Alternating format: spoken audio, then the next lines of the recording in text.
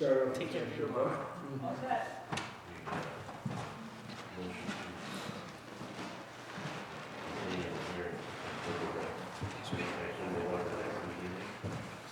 Yeah, I was gonna just, I was gonna do that at the public hearings.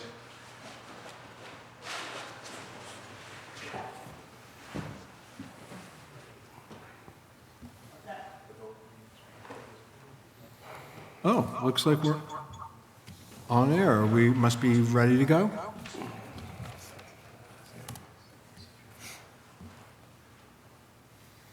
(6:01).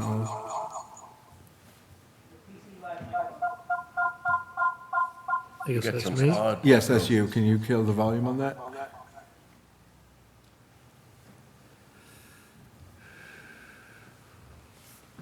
Give me a second. I guess.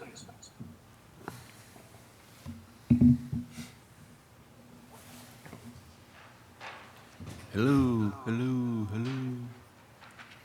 Did it go away? Kinda. Not yet. Here.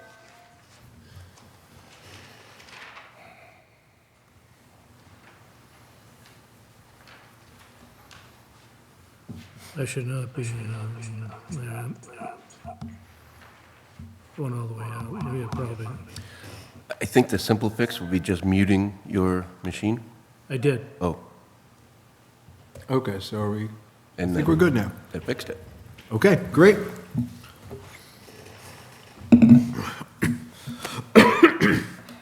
Excuse me. Just before we open the meeting, I want to let people know that 494 Electric Ave has requested a continuance through no fault of their own. So if you are here for 494 Electric Ave, you don't need to be tonight. All right, and with that, I want to say good evening and thank you everyone for joining us for this, the January 27th, 2025 meeting of the Lunenburg Planning Board. We are here at our beautiful upstairs meeting room at Town Hall. The meeting is being recorded. If you are watching this meeting at home and you want to participate, you can go ahead and log in with Zoom or call in on your phone with Zoom. The link for that and the number are right on our agenda on the town website. Or you can drive down and join us here, as always. Yeah, I would say I am the host of Zoom this evening, and there seems to be an issue, because I don't have the regular equipment. Just make people aware. Okay, yeah. May not be able to smoothly participate. Yeah, so we are Trying to making, figure it out. we are making do with a slight equipment issue, but we'll get through. And yes, this meeting's being recorded. I believe that is all we need. If there's anyone who wants to lead us in the pledge, we can have it.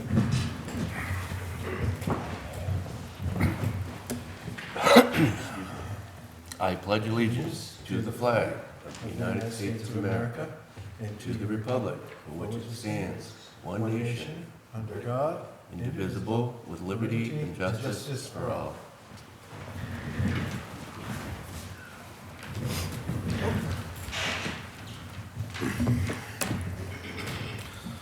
All right, all right. That is our opening and public comment.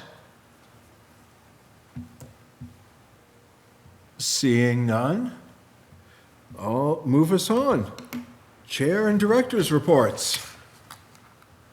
Mr. Chair, through the board, I don't have much, other than I was going to bring up the master plan project. And it seems to be sort of stalled again. We got to figure out how to move that forward. And in brainstorming it, one thing I thought of is, this is the planning board's project. It occurs at your direction.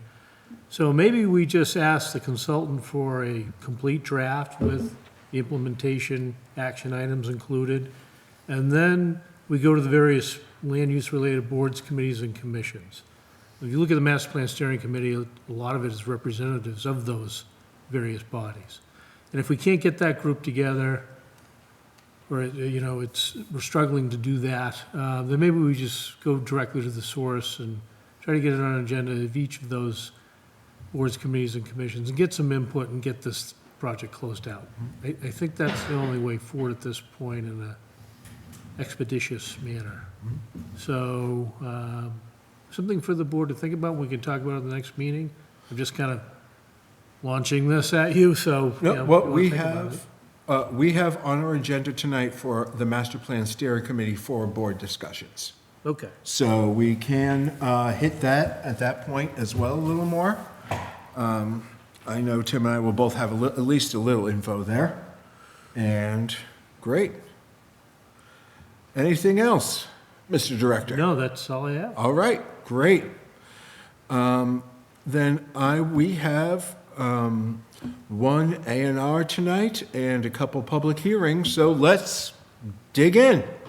First up, we have an approval not required for 763 Mass Ave. Just for our friends watching us at home, an approval not required is always a funny thing because the board has to, we don't approve, we endorse an approval not required. But here we are. Thank you. Good evening. My name's Steve Ballard from Haley Ward. We have a 3-lot A&R on Mass Ave. It's the formal funeral home, Machiavelli Funeral Home site. There is an existing septic for the funeral home, but they're going to convert it to sewer. And the configuration of Lot 2 with that narrow area that goes between Chestnut and Mass Ave is to allow for the sewer to go to Mass Ave. For the town bylaws, that it has to be on their own property, the sewer line, so that's why it looks the way it looks. But there's enough area for that lot without that narrowed down section. Okay. So I am, so thank you. I haven't had a chance to look at the Board of Health comment yet, but, so we may ask you a couple questions that don't factor into our decision-making process, but you'll hear us ask them because we've had situations where even experienced engineers have been like, wait a minute, and we don't want people to create their own hardship in the technical sense, or even just in the general making your own life more difficult sense. So it looks like you did submit to the Board of Health and got a response from them, so great. And,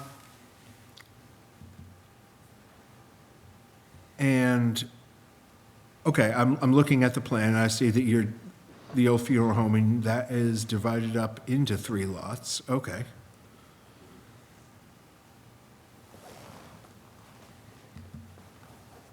I haven't had a chance to review this. That's okay. Yeah. Looking myself. Sure. If we have questions or anything, feel free to shoot them out as we go.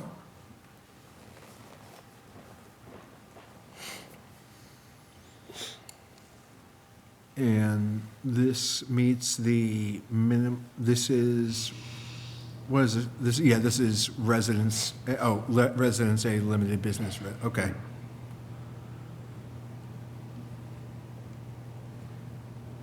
And this meets the minimum lot size for the limited business residential district? Yes. Okay. I see frontage.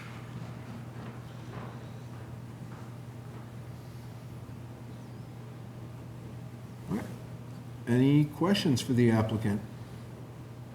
No.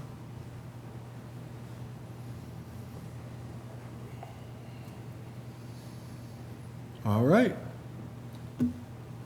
With no questions, we could certainly have a motion. If you're happy with it, you could move to endorse the A&R for 763 Mass Ave. Motion to endorse A&R for 763 Mass Ave. Second? Moved and seconded. Any further discussion? Seeing none. Votes have to, before we do a vote, Ms. Reed, could you just speak up so we know that we can hear you tonight? I'm here, thank you. Great. Love it. And what I'll do is I will go down the line, and Ms. Reed, I will call you after Mr. Wilsner. Okay, because we have one member remote tonight, it is a roll call vote. Mr. McLeod? Aye. Mr. Allison? Aye. Mr. Wilsmer? Aye. Ms. Reed? Aye. And an aye from myself. Easy peasy. Very good. Do you have a Mylar? I think you have them. You have the Mylar. I don't. Do we not have them? Is it in the rolls over there, perchance? I don't see a Mylar over here. Looks like it might be the outermost on one. I could be wrong. Often our admin assistant brings everything over. He wound up not being able to be here tonight, so there's a little bit of us going, oh, Logan does that. I didn't know Mylar. Okay, the Mylar didn't make it, I okay. see. You do have it. It was with the.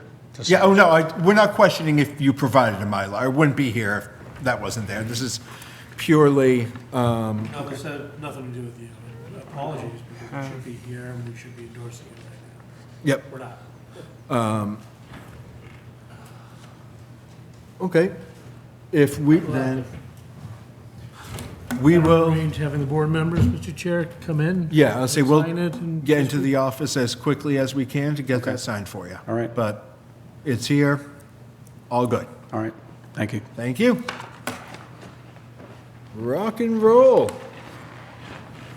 Check that off. Next up would be, again, the public hearing for, I see no one new, but being thorough, the public hearing for 494 Electric Ave has asked for a continuance. We'll go through that at the end of the public hearings. Moving on to 558 and 560 Goodrich Street for a stormwater management permit and a special permit for a common driveway.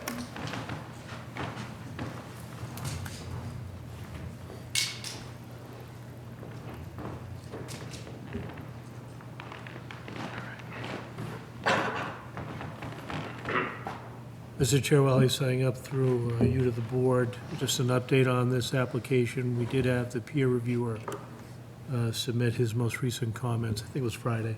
Okay. That's Friday, and I forwarded them to the planning board. All right, great. Great. Take it away. All right, for the record, Chris Anderson with Hannigan Engineering, here on behalf of Easterbrook Nominee Trust. We were before the board a couple meetings ago now, I think, for the special permit to effectively turn an existing common driveway into a common driveway under the current bylaws, if you will. As you can see here on the plan in front of you, we have Goodrich Street that runs on the side of the page, and the rest of the development kind of extending off of that.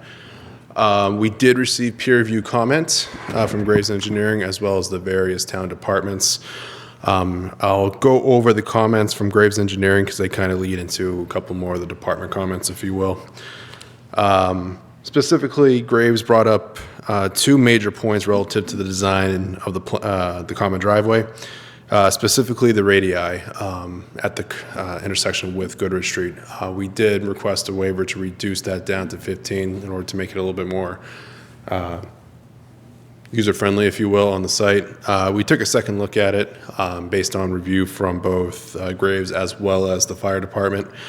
And we were able to realign everything and make it a little bit more user-friendly. So we were able to get the 30-foot radii on the southerly intersection. Upon further investigation, it was difficult to get the 30-foot on the south side, on the north side, if you will, primarily because there's a 36-inch oak in the way. As such, we reviewed with the fire department to make them comfortable with acceptance of this reduction.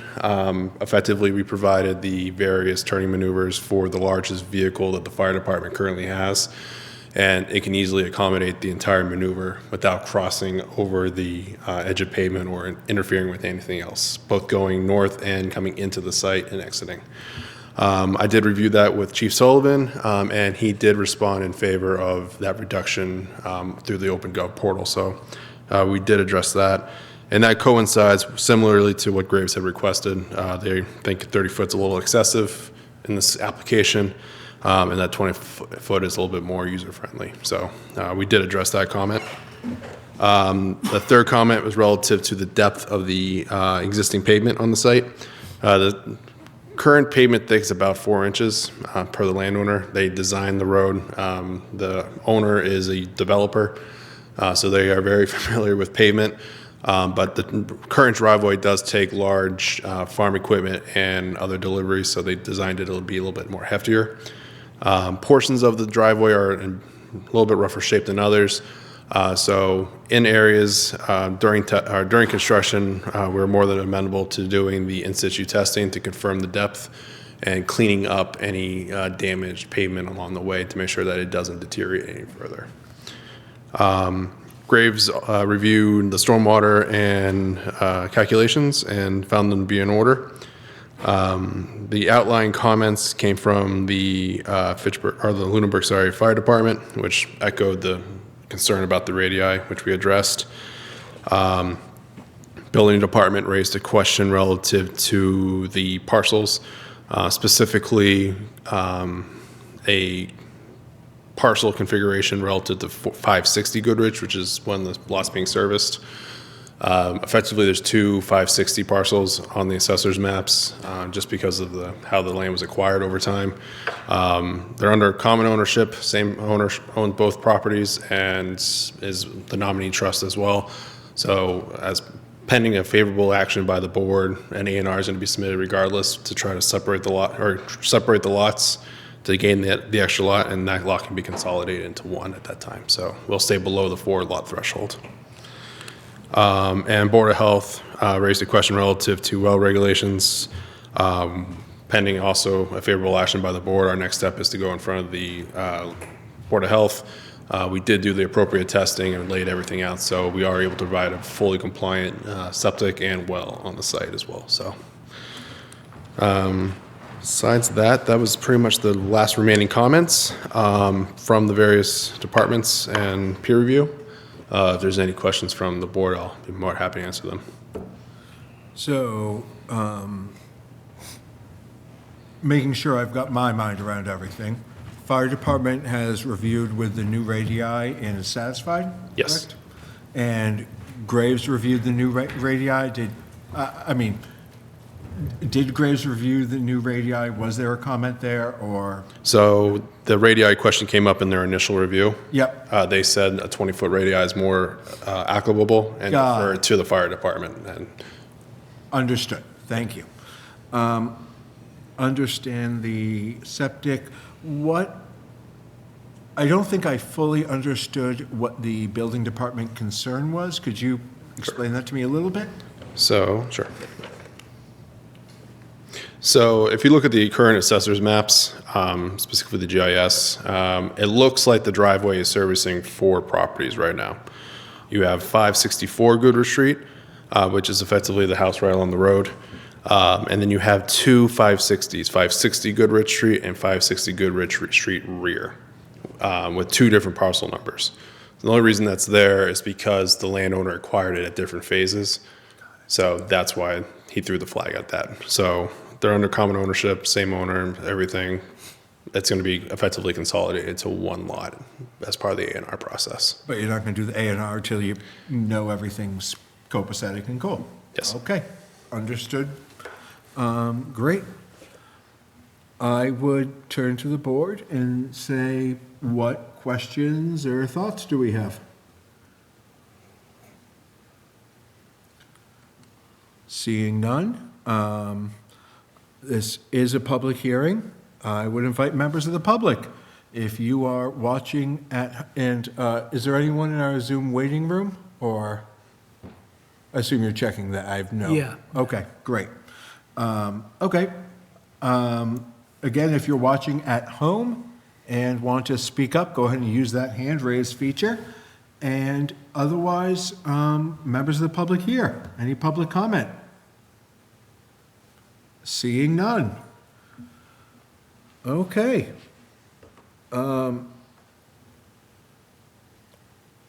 Seems to me like everything feels in order now. I don't know what others see, but I don't. Now, would we need to condition anything on this if we were to approve for additional, standard conditions plus?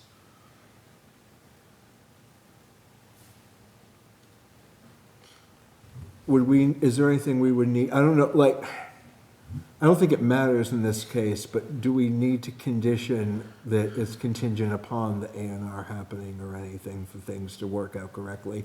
Or does that really matter? It doesn't really matter. Okay. It's just a hard stop for now. Fine with that. I just want to, okay. In terms of the common driveway, the maintenance, you talked about maintenance, Yep. some provision for, recording on the deed that it is to be maintained privately or the property owners. That's not in your standard conditions necessarily. Yeah, we do have a requirement, and have you put forward, I don't remember the exact requirements in that bylaw, so I apologize. Did you put forward a method for the driveway to be maintained by the multiple owners? Is that already, It's kind of already written in that they currently operate it right now, but as part of I think the building permit process, that documents are going to have to be prepared and provided to the building department regardless. okay, So I think that's your catch, if you will, for lack of a better term, that prior to occupancy of the structure or anything like that, that threshold has to be provided in order for the common driveway to be quote-unquote legal. okay, all right, great. Any other questions or? I have a question. So Please. this is servicing two existing homes and a third one to be constructed? Is that the case? So currently, the driveway services 3 properties. 3 properties? The 560 Goodrich Street, the 558 Goodrich Street.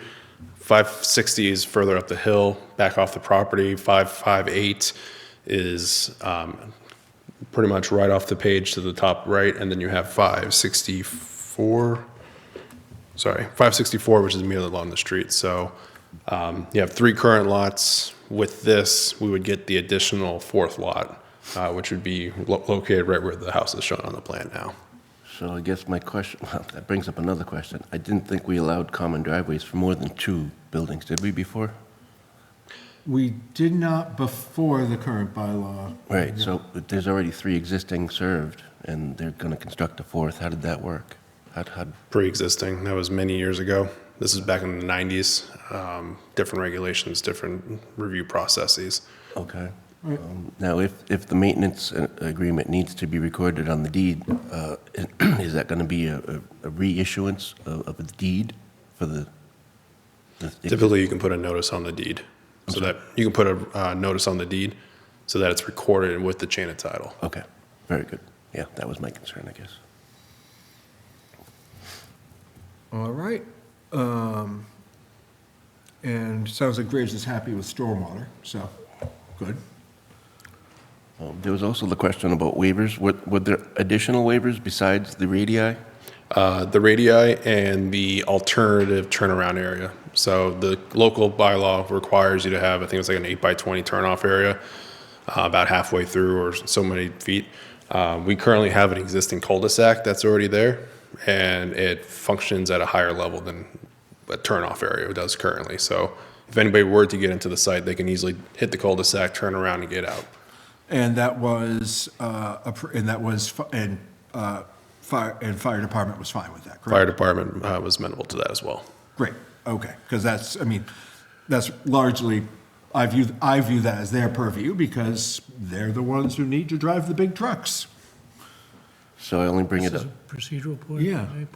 Go ahead. I only brought it up because we typically need to make a vote on that, a yea or nay condition before we close the hearing. Yeah.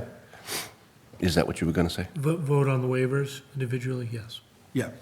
So the waivers are for the turning radii and to have the turnaround be as represented on the plan.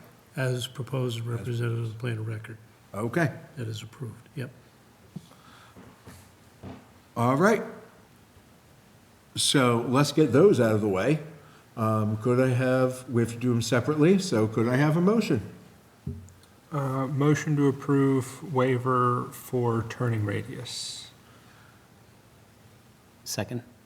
And do we need to specify as presented on the plan? As presented on the approved plans. So as presented on the As plan. presented on the approval plan. And that's usually a roll call vote, Okay, waivers. And second that? all right, moved and seconded. Any further discussion? Seeing none, all in favor? Mr. McLeod? Aye. Mr. Allison? Aye. Mr. Wilsmer? Aye. Ms. Reed? Aye. And an aye from myself. Great. And now we need the turnaround as well. Sorry, this is another waiver. Yeah, another motion, it could be motion to approve a waiver for the required turnarounds on the common driveway to be as presented in the plan of record. So moved. Second? Moved and seconded. Any further discussion? Seeing none? All in favor, Mr. McLeod? Aye. Mr. Allison? Aye. Mr. Wilsmer? Aye. Ms. Reed? Aye. And an aye from myself. Great. We've got those squared away. Any other questions or thoughts on the public hearing before we close it? Last chance to ask those deep-seated questions that I don't think we have, because to me it seems straightforward now. Stormwater management? What's that? Have we seen anything about the stormwater management? That was reviewed with Graves, and he had no comment. Uh, Have we talked about it, or? I think as part of the I think we have in general. We can dive into it more specifically now, certainly. I'm just curious if we had or not. I don't remember hearing anything about it. Could we get a quick summary of the stormwater plan, please? Correct. All right, so the majority of the site's stormwater design is accommodated using a series of infiltration trenches, primarily along the proposed expansion of the actual driveway. Elsewhere, it's only a small increase of pavement in one way or the other, so there's really no need to capture that as much. We compensate for that by providing that infiltration trench that will run along the down gradient portion of it. That will capture the runoff as it hits the driveway, allow for infiltration and recharge, and then anything in large events will just overflow and flow and continue on its way. The proposed house will have its own dry well system, which will capture the roof runoff and provide additional mitigation offsets for the driveway as well as the house. We're located well outside the 100-foot buffer zone to the wetland, so we don't have to do conservation filings. So that's pretty much how we accomplish it, because the driveway's already there, so the pavement's been there established for quite a few decades at this point in time. All right.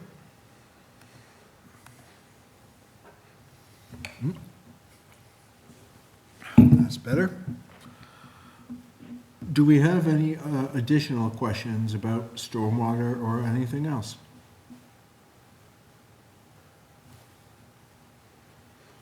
All right.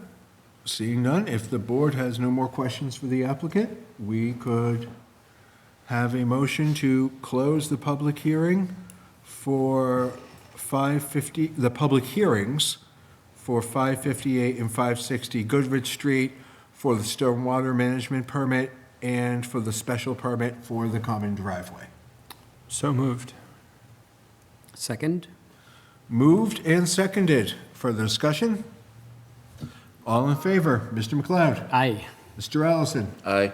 Mr. Wilsmer? Aye. Ms. Reed? Aye. And an aye from myself. Great. Great. Thank you. Thank you very much, and we'll get that A&R into you guys. Okay, great. Now let's, now we still have to deliberate and do the formal vote and everything, but yeah. All right. Seems like the ducks are in a row for additional conditions.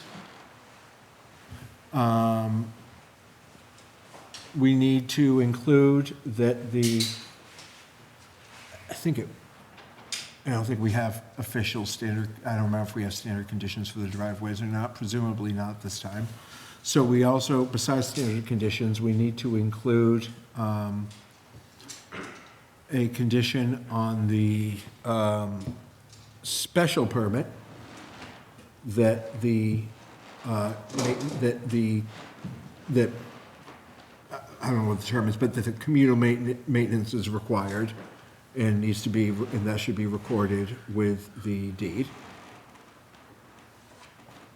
Do we have any other special You conditions? do have standard conditions on common Oh, driveway. oh, we do? Okay, great. Does that Based include? on Yep, great.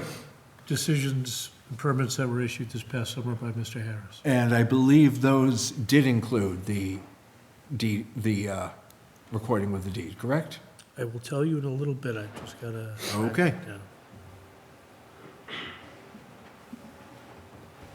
Now, also, after he looks at that, the question needs to be brought, is there going to be any difference between those approvals and the new ones? Because that was the old bylaw and this is the new bylaw. The ones done with Mr., oh my goodness, I'm forgetting Richard's last name, good golly, but with Harris? Richard. Harris, thank you. The ones done with Mr. Harris were under the new bylaw. Are you sure? I didn't think they were, but okay. Think so. I am not seeing anything about a HMA or a private maintenance. Okay. So we do need to add a special condition that the maintenance of the common driveway, whatever form that looks like, needs to be recorded on the deed. 4 months, yeah, blah, blah, blah. Erosion control, pre-construction meeting.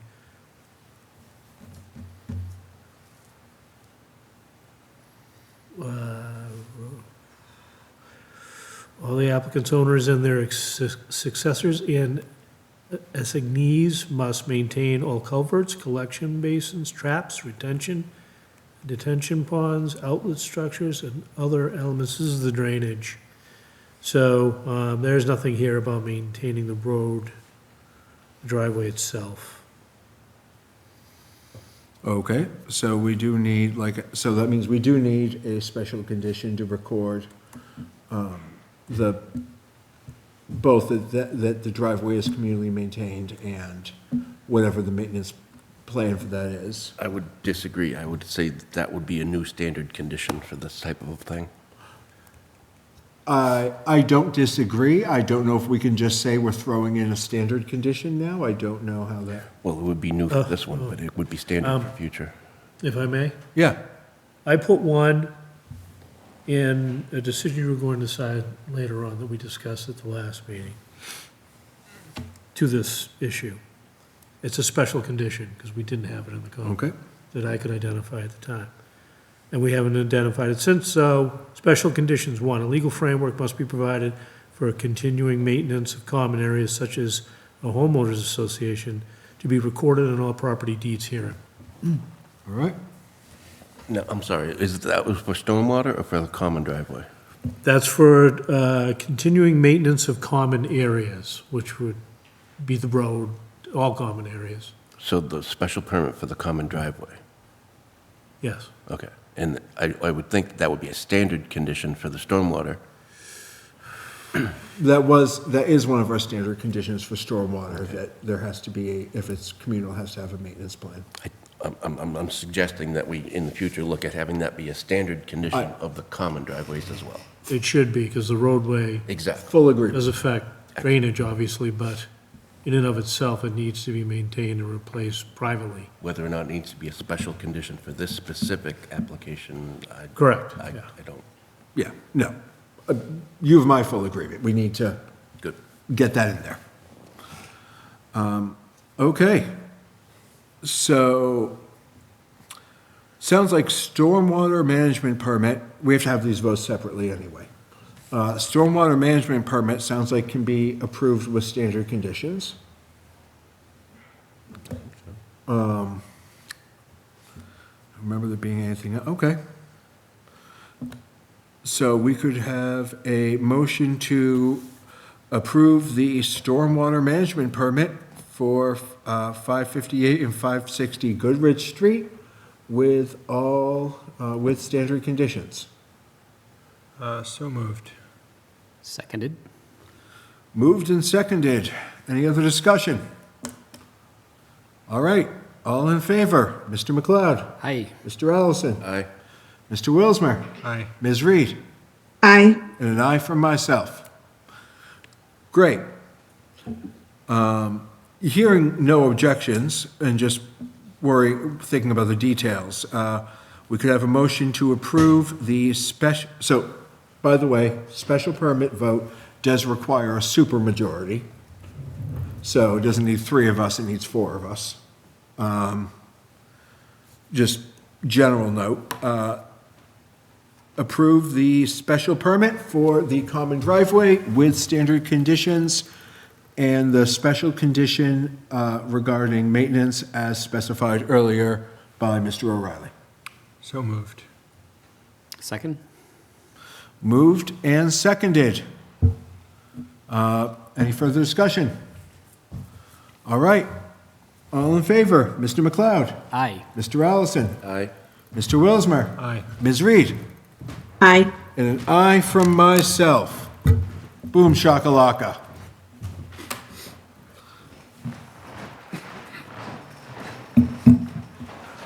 So we'll get that decision written up and we'll review it and sign next meeting. Great, thank you very much. Thank you. Glad we can get that taken care of. Next up would be the stormwater management permit for 255 Sunny Hill Road. Good evening. Evening. Just for the record, Justin LeClaire, McCarty Engineering, here tonight on behalf of the owner for 255 Sunny Hill Road. So at the last meeting, Mr. Marchetti was here. He presented this plan that you see in front of you, single-family house along Sunny Hill, a drainage swale on the left-hand side that's managing the pipe that comes off of Sunny Hill Road, septic system in the middle, and then detention basin at the bottom of the hill. Since then, we did receive a comment letter from Graves Engineering this past Friday. They had 7 comments in total. The majority of them they were in agreement with the drainage design, the HydroCAD, all the modeling, things of that nature. The open-ended items were, 1, a detail of a riprap swale, the one shown on the left-hand side of the plan, to be provided. We did provide that in a revised set of plans that we did send over this afternoon to Logan, and Mr. O'Reilly has the hard copies. The second comment was temporary entrance berm to be added. Down at the bottom of the page, we did show a temporary construction entrance berm coming into where the existing driveway is. And then the last comment was regarding the construction of the swale. This one I just want to read real quick and talk about. So Graves Engineering comment reads, from existing ground elevation 507 to elevation 545, the plans propose to construct the riprap swale and elevate or fill condition with areas adjacent to the swale lower than the swale. GEI recommends that to the extent possible, the swale be constructed by excavating into the nave ground to minimize the potential of water to breach the sides of the swale. So this swale specifically is being put in to handle the discharge of the pipe that comes off from Sunny Hill. The way that we grade this out and have it constructed is we're trying to match the existing grade as is, but keep that flow on our property towards our infiltration basin. Right now, that pipe just spouts out to our property and it naturally erodes down towards the left. You can see the house kind of in the top left corner off the page a little bit. There's a little bit of erosion. So to help fix one of the town's issues, we're just putting it on our property, putting it in a riprap swale, and directing it to our basin. The way that swale is constructed to help mitigate that potential blowout that GEI is concerned about is, again, trying to maintain slopes as close to the existing grade as possible. But that swale is going to be constructed with a non-woven geotextile fabric at the bottom and then 8-inch or larger riprap stone in that. So it will be beefed up, it will be armored to help eliminate that potential issue. So with that, those were really their only comments. The other ones were, they found it to be in compliance with the Stormwater Handbook, they found it to be in compliance with the Town of Lunenburg stormwater regulations, and no other issues. So any questions from the board, I'd be happy to answer them. Not for you yet, but other I don't see Graves' questions in the shared drive. Am I missing it? Yeah, they're in there. Sunny Hill Road, GEI, peer review 1. Am I? Oh, yeah, no, you mean right up at the top where it says GEI peer review. Yeah, yeah, no, you can ignore me. First dang thing, right there. Logan put it real obvious at the top. There we go.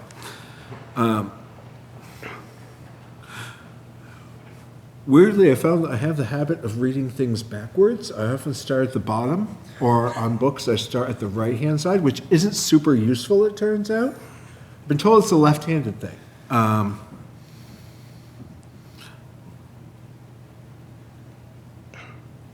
Okay, great. Now,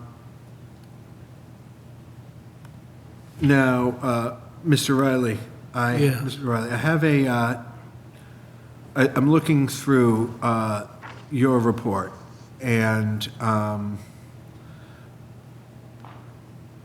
we, where is it? Oh, okay. This is the one with the issue of the tax. It doesn't say, yeah, the tax issue, is that? You know anything about the? That has been resolved. The check was cashed on, actually, I think this past Thursday. It Okay. was. Okay, so I can check that prior to the signing of the decision at the next meeting. It Yes. goes forward or it doesn't, we'll assume that's true. Yeah, and I do have the receipt in my email from the owner of the check being cashed from his end. So he saw it in his bank account that the check had cleared. Okay, yeah, I just need clearance from the tax collector. Yep. So we'll have that before this decision is signed at the next meeting? But, Chair? okay, so, but we are able, if the board wishes, we are able to move forward tonight now. Yeah, because until the decision is actually signed and filed with the town clerk, you can approve on the record, but that could be a procedural thing that could stop it. Great, okay, super.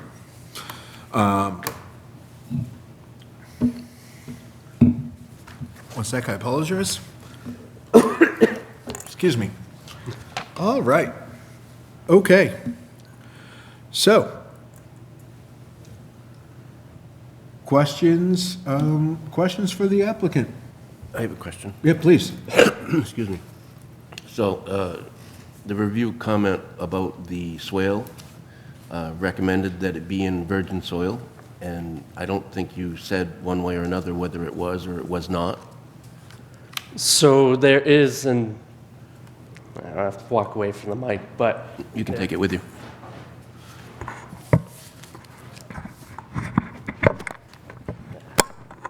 Maybe not. No? Okay. I don't want to ruin it. So there is here, we're in a cut slope, there's just a little section here in this part where you can see the contours are coming up just a little bit. That's the fill. So it's not like we're in 3-foot fill. It's maybe a couple inches to a foot up where that's the fill condition. That's what Graves was pointing out. Again, the biggest thing is the way that this slope is trying to maintain the natural grade up the swale to the slope. You do end up with this little trade-off, cut to fill. So they're not commenting to change it, they're just making the comment to point out that, hey, just be aware of these certain areas. And again, the two big things is maintain the natural grade, which is the important thing for a site like this, especially where the grades are so steep. The woven fabric, that'll be put at the bottom of the swale is another feature to help eliminate that potential breakout. And then again, the 8-inch riprap is oversized for that type of swale per the calculations that we get in the back of a book. So we are doing what I would deem adequate to help prevent that potential issue. The other thing to point out is during the 100-year storm, that swale is seeing less than 1 CFS of water. So it's not a running river coming down that pipe. So again, if it was 20, 50 CFS, then there would be that concern. It's less than 1 CFS. And just aligning everything in my mind again, I'm looking, so we have the comments from Graves dated January 24th. You've gotten back to them since then, Today. and did Graves respond to your response yet? No, they haven't had a chance. We received the email, I believe, Friday at like 3:30, so. I'm just trying to make, Yep. I didn't know if I was missing another response. No. And from the previous experiences that we've had working back and forth with Graves, the comments aren't anything that we weren't expecting. Yeah. It's very consistent with what they've done for other projects that we've done in front of the board. So in our eyes, the comments were simple enough to address. Here's your updated plans. Yep. I just wanted the board to see it tonight, so that way they know it's being taken care of. Okay.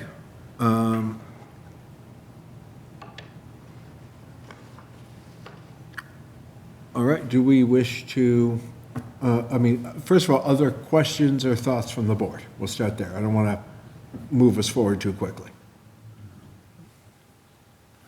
Seeing none, do we wish to close the hearing and deliberate tonight? Do we wish to get a response from Graves first on the fixes? I understand the argument that these are very straightforward things to address. I understand the argument of wanting to wait and be certain. May I just- Please, yep. One thing. That's why I don't want to close it yet. The biggest thing with their comments is that they had no issue with the design itself. Yeah. The HydroCAD design, the stormwater model, anything like that. The comments that they brought up were minor technical comments to address on the plan set. Yeah. So this is really what you'd be seeing.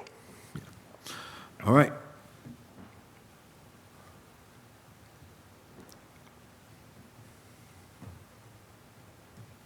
No waivers requested, correct?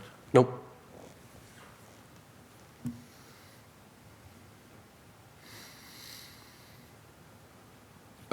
And I don't remember, I know there's weird rules about it. Can we approve, I say contingent upon, but I know contingent mean, all these words have legal meanings, I don't know. Can we approve with the condition that Graves is satisfied with Yes. the responses? Okay, great.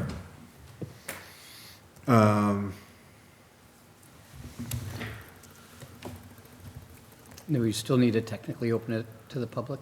Oh, yeah, we do need to have public comment. Thank you, you're right.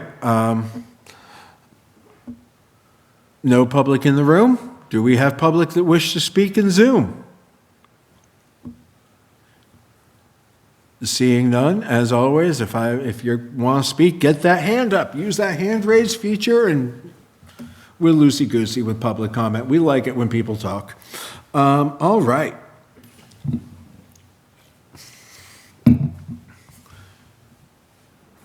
I feel like personally, I feel like we're in a good place to move forward. I don't know how others feel, but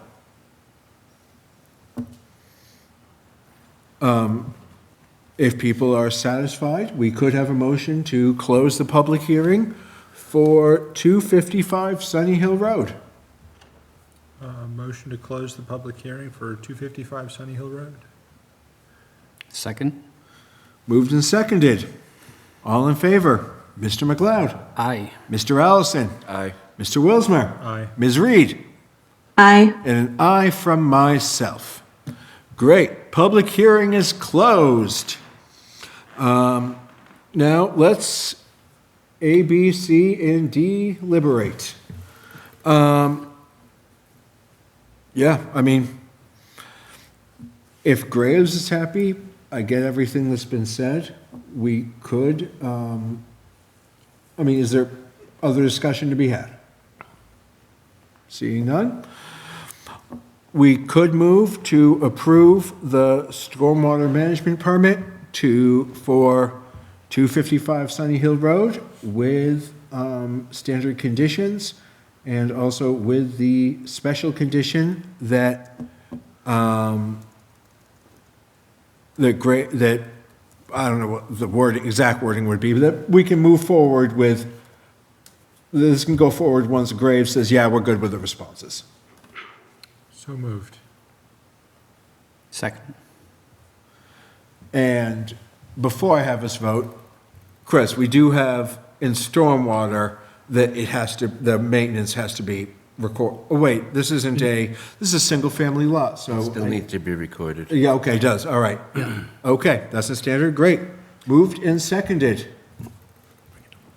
Further discussion? I'll bring it up after. Okay. All in favor? Mr. McLeod? Aye. Mr. Allison? Aye. Mr. Wilsmer? Aye. Ms. Reed? Aye. And an aye from myself. Boom. You're Awesome. good. Just when you move on to your next item, I would like to ask, could you deliberate 171 Arbor Street first? I know this is the decision with the new common drive special Oh, yeah, permit. totally cool. We'll get you. Yep, we're also no. the client too, so. Yeah, no, thank you for asking that. We're happy to. I just want to close out public hearings Yep. first, which is with a continuance, so it'll be quick. Yeah, no worries. All right, final, 494 Electric Ave has requested a continuance. Is that to our next meeting? Yes. 210. Okay, Motion to continue public hearing for 494 Electric Avenue to the February 10th meeting at 6:05 PM. at 6:05 PM. Second? Moved and seconded. All in favor? Mr. McLeod? Aye. Mr. Allison? Aye. Mr. Wilsner? Aye. Ms. Reed? Aye. And an aye from myself. Great, again, if you're just tuning in now, 494 Electric Ave did request a continuance, it's through no fault of their own, and hopefully we will be here with bells on to look at it on the 10th. Okay, we're moving on to reviewing our decisions, and I'm going to move us to 171 Arbor Street first, because the representative of the applicant's here, and that way if anything has to be addressed, they're here. Cool.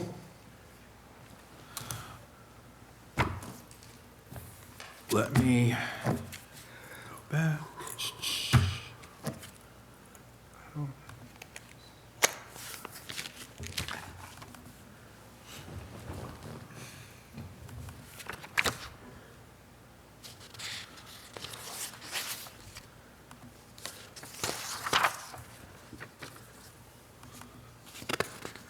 Okay, so we do not have the written decisions in our, I see Try what happened. decisions. What? Try, in the SharePoint, go to, It's not in the individual files, it's in, for me, it's in Oh, yeah, I see. unnamed files. So that's fine. problem, but Yep, no, check. it's there somewhere. Cool, great. That way I can just, It's the second unnamed document. Got it.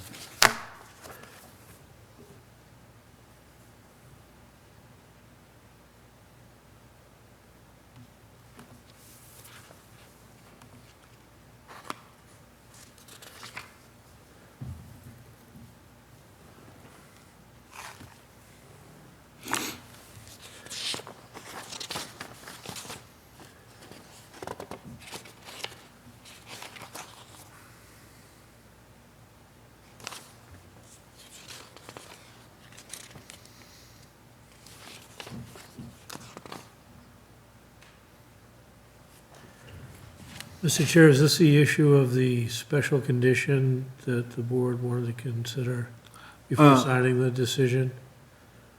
I see I put a special condition in there that reflected that after Yeah. looking at the meeting, watching the video.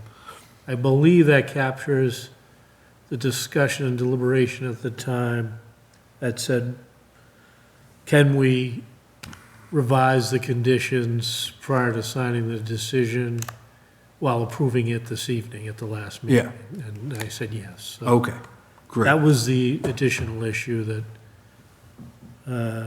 was going to be motioned Okay, great. or signed as part of the file decision. Okay, and I see that at the end. Wonderful. I was just reviewing it and getting my mind around it quickly myself. Looks fine to me. I don't know what others are thinking. All right. Hearing no concerns, we don't need to vote, or do we need to vote on? No, you already voted. That's why, so we just signed, right? Approve, and now it's just signing the decision to be filed. So And unless you want to add a condition that you didn't previously deliberate Okay. on or identify. But that would have to be highly consistent with the motion to approve at the last meeting. yes, understood. So now it's signing Yeah. the decision if it looks good to Great. you. Okay. There's 5 decisions there. I was able to print them all out, fortunately, but, so you'll have to, they're in no particular order, but Well, it's there. rather than fish them out, I'm going to have us look through these, since we don't need to do this like in a legally technical way. You don't. We can look through them, review, and then if we're happy, we'll hand it down and sign. But I'm hearing no concerns about 171 Arbor Street. So we're going to be signing. No, you should be fine. I can't promise you someone's not going to say, OMG, wait, but I have no reason to think that'll be the case. No, I know it's a first going through the common drive special permit, so I just want to make sure there's no concerns before I left. Yep, no, it sounds like everyone's happy. I can send you a copy of it that doesn't have the signatures, but, okay, No, well, if there's any issues, email myself or Brian tomorrow, and okay. we'll take care of that. And we're just going to do all the signing once we go through all the decisions. Okay, great. Thank you. Thank you. And now, with no public in the room and no public in Zoom, ooh. You know what that means, y'all watching at home? You should log into Zoom just so you can comment. You don't have to do that. All right.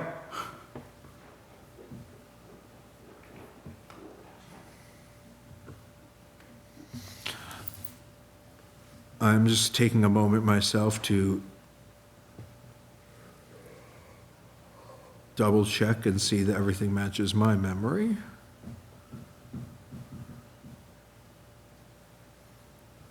I want to break your concentration, Mr. Chair, but. Go ahead. Okay? So you'll see in those decisions, because there are, several different permitting sections of the bylaw. So there are 3 different sets of standard conditions. One for common driveway, one for stormwater, and site plan review.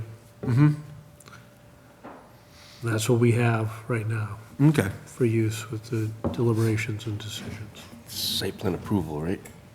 Yeah. Well, I make sure it says that, but yeah. That's my concern. So now would be a good time for me to bring up the point that came to mind before. So with the stormwater permits, it doesn't matter if it's a single lot or multiple lots, it still needs to be recorded that the maintenance is required on the individual lots. Yes. The additional requirement comes when there's multiple lots that all depend on a similar drainage system. We have to have, and I don't know if that would be a standard or if that would be a special, but if it's a special, then we're gonna have to think of it every time it's more than one lot. If it's a standard condition and it doesn't apply, it can just float in the nethers, right? I mean, it doesn't matter if it's a condition that there be a maintenance agreement between the multiple lots if it's only one lot. Could we do a standard condition in that way? Yes. Awesome. And that's simply you, we should do it in a public hearing, advertise as a public hearing where you're amending and adopting new standard operating procedures. Oh, we should probably do it for more than one thing then. Yeah, so, We should get everything looked at, I think. But that's just my, and in the meantime, we can put that as a special condition. It won't be missed, yes. but, Yeah. All right. So they're both, just to rehash, they're both for maintenance, but one of them is on the deed requiring it be done, and the other one is an agreement between the landowners assuring that it will be done in an adequate fashion. Because we put in that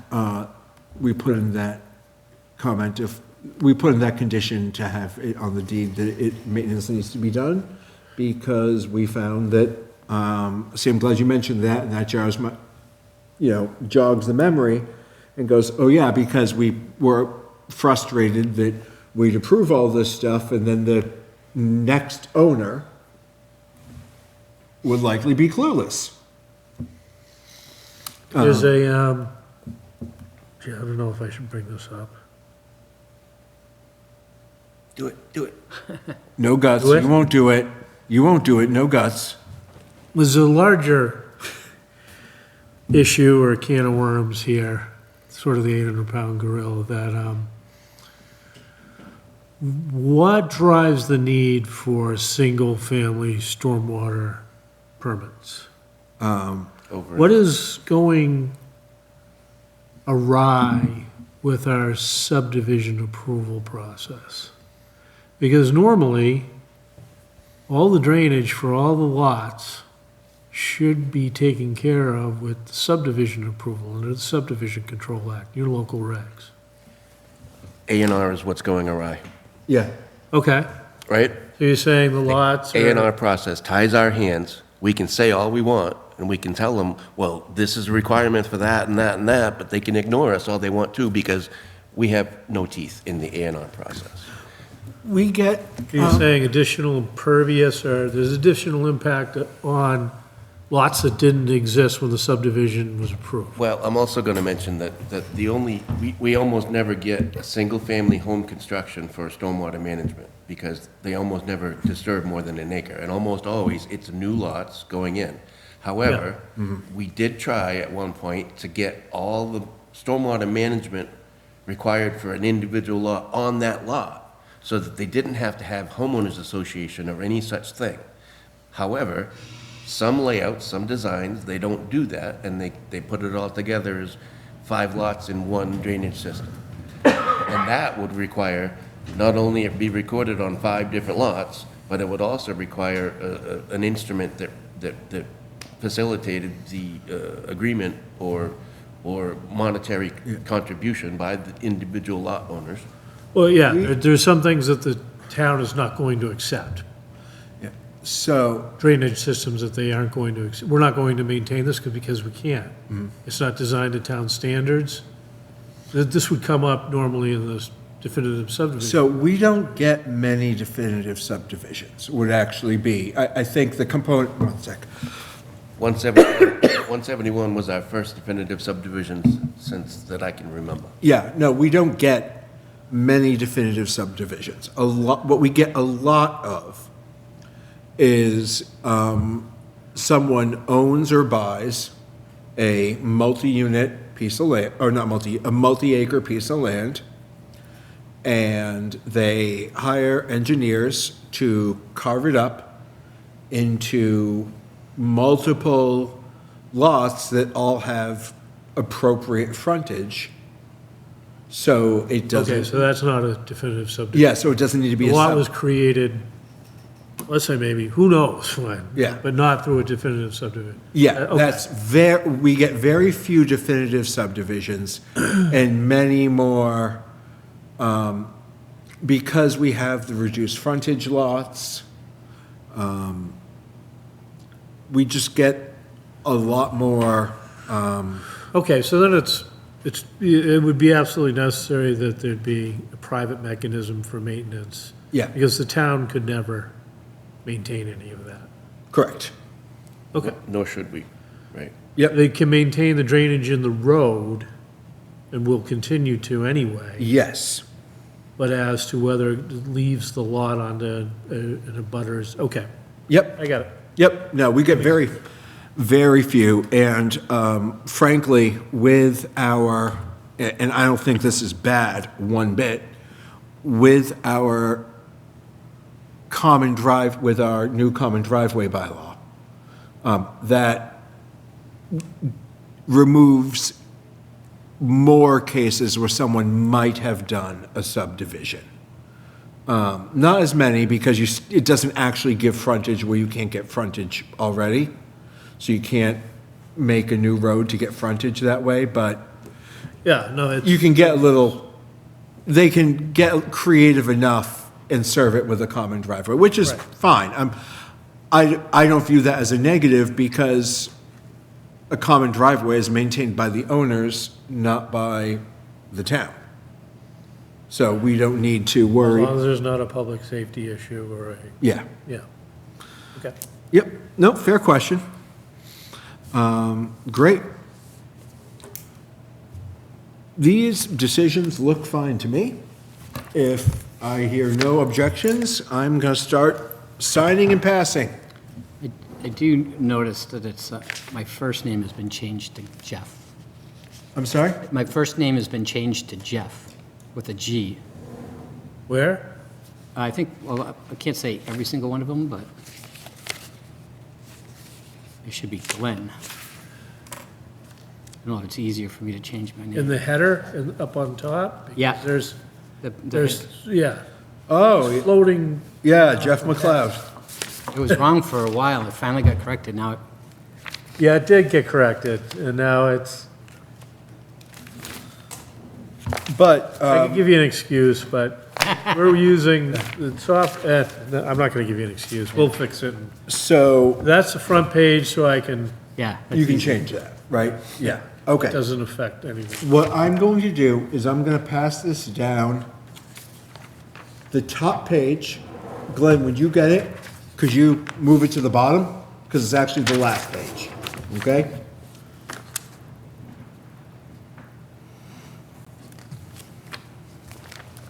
Could I borrow your pen, please? Sure. Now, the ones that don't require the supermajority can go with 3 signatures, right? But Amanda still needs to Yes, sign, the site plan review, but Amanda still needs to sign the common driveway one? Well, yes. does she? The decision is filed as a Oh, yeah, no, majority. okay. But I mean, without Amanda, it's still a supermajority.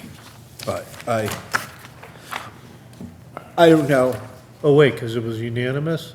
Then I think we are, yeah. it's not, it's reflected in the decision, so it's not essentially she signed. In other words, it wouldn't be rejected. The town clerk and then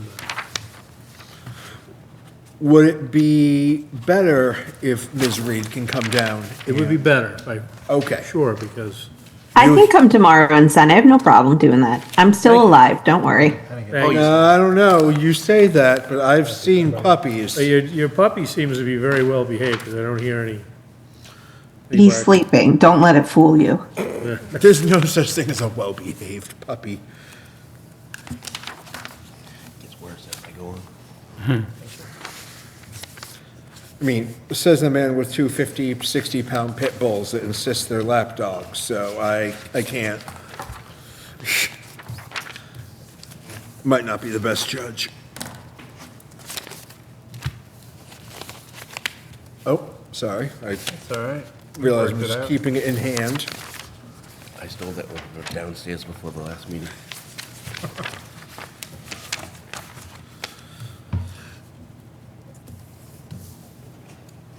And Glenn, you moved all the signing pages to the back of each one? Thank you, because otherwise we made a heck of a mess. It depends on the circumstances. But generally, a planning board member who voted on an issue should sign the final document. They're part of the majority that approved it. Does not say must. I know that they allow. Right. So Amanda, that means if you don't come down and sign them, you will get some very stern looks, but that's it. I mean, the town clerk I'll, could, I'll come sign them tomorrow. And you need the rest of us to come in and sign ASAP for the the A A and and R. Mylar for, Yep, for the Mylar for the A and R. Thank you. Okay? And we should be able to swing by the office as early as tomorrow, I assume? yeah, it'll be sitting right on the, Okay, great. thank you. Perfect. Loving it. Let me exit out of a bunch of windows here, just so I can kind of clean up my own. Apologies to Glenn. We've got to, that just keeps coming back. Alternatively, have you considered that you could just change your name to Jeff? But it's with a G. Who's Jeff? Because it was in there, I don't know. I have no idea. When I was a kid, I definitely read that name because I read a lot of like books by English authors as a kid, so I definitely read that as Geoff. And I would be, I'm somewhat ashamed at the age at which I realized the name was not that. All right, so decisions, check. Zoning workshop for fall town meeting, accessory dwelling units and floodplain map updates. okay, so we've got some, as promised, Yep, some zoning, the ADU bylaw and the floodplain bylaw. And I sort of teed this up a little bit for you. Both are state mandates or requirements. Both should be done by annual town meeting this spring. And so what you have in your staff report is A, the ADU bylaw that we've generated internally that is consistent with the state mandate and reflects some of the protections that we've added locally. So that it, you know, if you want to do, which you can under the new law at the state statute, have a detached ADU in addition to an ADU that's already approved on the property. Just think, more than one ADU. It requires a special permit. So additional permitting that we normally require for that level of permissiveness. So that's that. You've already looked at it. There's nothing really different from what you looked at in the fall. We've cleaned it up. There's been some more guidance and promulgation from the state. It's a moving target, of course, because it's the state. But, so we're tracking that, we're cleaning it up. We'll continue to do that as we have maybe 2 or 3 more zoning workshops before the warrant closes. And I'll point out any sort of adjustments, tweaks. But essentially, we're covering the state mandate and we're adding extra protections at the local level. That's Okay. what you're looking at right there. so the document we're looking at in the staff report has changes either struck through or added in red. Is the original the unaltered, is that our current bylaw or the bylaw that we were looking at in the fall? Well, you've got a current bylaw in the zoning bylaws, right? Yeah, And the ones with the strike and the ads there, that's what's going to change. That's what we're okay. proposing. So this is not, That is not on the books right now. That reflects what we believe is compliance and consistency with the state mandate and some extra stuff to, so that's what that is. That's But- the track. these are changes from the current bylaw, Yes. not from the bylaw that we liked but ultimately couldn't do in the Yes. fall. Okay, got it. Great. What are changes, just as a summary, what are kind of the changes from what we liked in the fall? Not a lot, really. It was the Okay. same stuff. You know, the change that we did locally after we looked at what the state was requiring and what we had to change within our, you know what the essence of that is. It's now by right. You can't require a special Yeah. permit for one ADU on your property. And that can now be anywhere. So it could be 5 feet from the property line, whereas we had setbacks before that were required under a And, special permit process. So we did what we needed to do to be consistent with the state mandate by right. We changed the table of uses to allow it by right instead of by a special permit from the ZBA. And so what did we do at the local level? Well, we added this protection because additionally, the state allowed that you could have another detached ADU. That's new. Multiple ADUs. Multiple ADUs on the property. That has never been permitted, let alone by right. So what we did and what we're allowed to do under the state mandate is require that that's by special permit. Okay. And so that means in addition to setbacks, you can't put it 5 feet from your neighbor's property line. You have to get a special permit from the ZBA. Anything above and beyond what is by right that the state mandates goes through the normal local process of deliberation and control. So that's the essence of it. Okay. Protecting the town while trying to meet the state mandate. There's nothing we can do about the by right allowance for one ADU. But now they're saying, and that's part of the state mandate, you can have more than that, but we can require a local permitting process for that. And that's what we're doing. And under the state mandate, if someone wants to build a single ADU, they can just? By right. Oh, sure, by right. No, I understand that, but what does that mean? do we have under what you've put forward? Yeah. Here, do we have protections in there that say you can't build your single ADU 5 feet from the property line? Yes. Oh, okay, great. I just want to make sure that wasn't Yeah. lost. Okay. Yeah, there's the typical setback, which is Great. 20 feet, I believe. And the state didn't say that in the mandate. So you could have, if you didn't do anything or address it, built it 5 feet from the property line, like any other structure. But, so we corrected that. Yeah.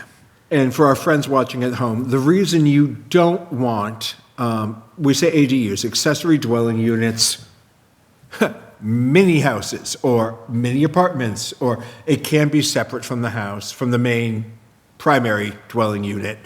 But the key is having any dwelling unit 5 feet from the property line makes things like fighting a fire in that dwelling unit potentially much more difficult, which is why you want additional setbacks purely, at least from a safety standpoint.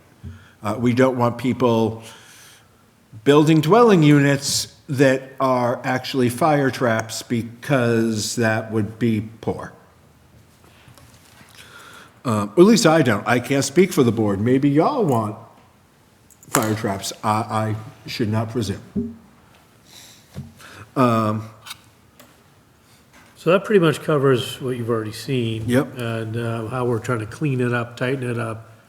And as I said, since the fall, when we pulled it, because town council identified these things that needed to be addressed, and only because the state was accelerating the process.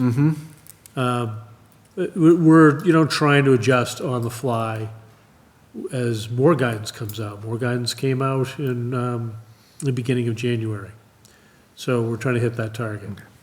And we will. So that's pretty much covers that. And obviously, we'll have a couple more zoning workshops before the public hearing, and you'll see what the final product's gonna be. Do we have feedback from the board on the ADU bylaw as presented by our land use director?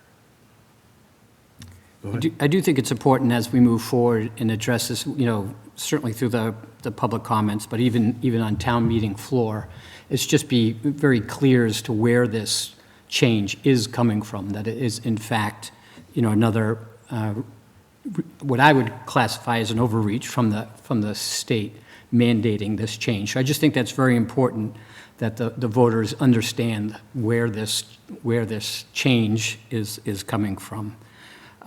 Because it is a loss of local control over, another example of loss of local control over zoning. And I think it's important also to highlight each each change that's in there, like, for example, the one where there would no longer be owner-occupied one of the units, I think is a pretty significant change. And I just have to make sure that the public is aware of that, because I think, that could just open it up to investors coming in and buying, a piece of property. And yet one more piece of property that will come off the ability for individuals to own a home and own a piece of land. It becomes into the rental fold. So I personally like the requirement that one of the units be owner occupied, which will go away from my understanding and that's one of the mandated changes. So I just think all these changes, I realize some of them are, like nuanced, but the ones in particular, the fact that this is generated from the state, or when you say the state, it really is the legislature. Those who we have elected to represent us are forcing this down. Yeah. So I think that's just an important aspect to make sure the voters are fully, educated on this change and other changes that are coming to it, the MBTA Communities Act. I know that our state rep recently had office hours. I wasn't able to schedule time, but I really wanted to, because feedback I really want to pass along to the state legislature is that I get why they're making the decisions they're making. We do have an absolute housing crisis in this state, and it's worse than the housing crisis in much of the rest of the country. But there's a housing crisis in the country, as we know.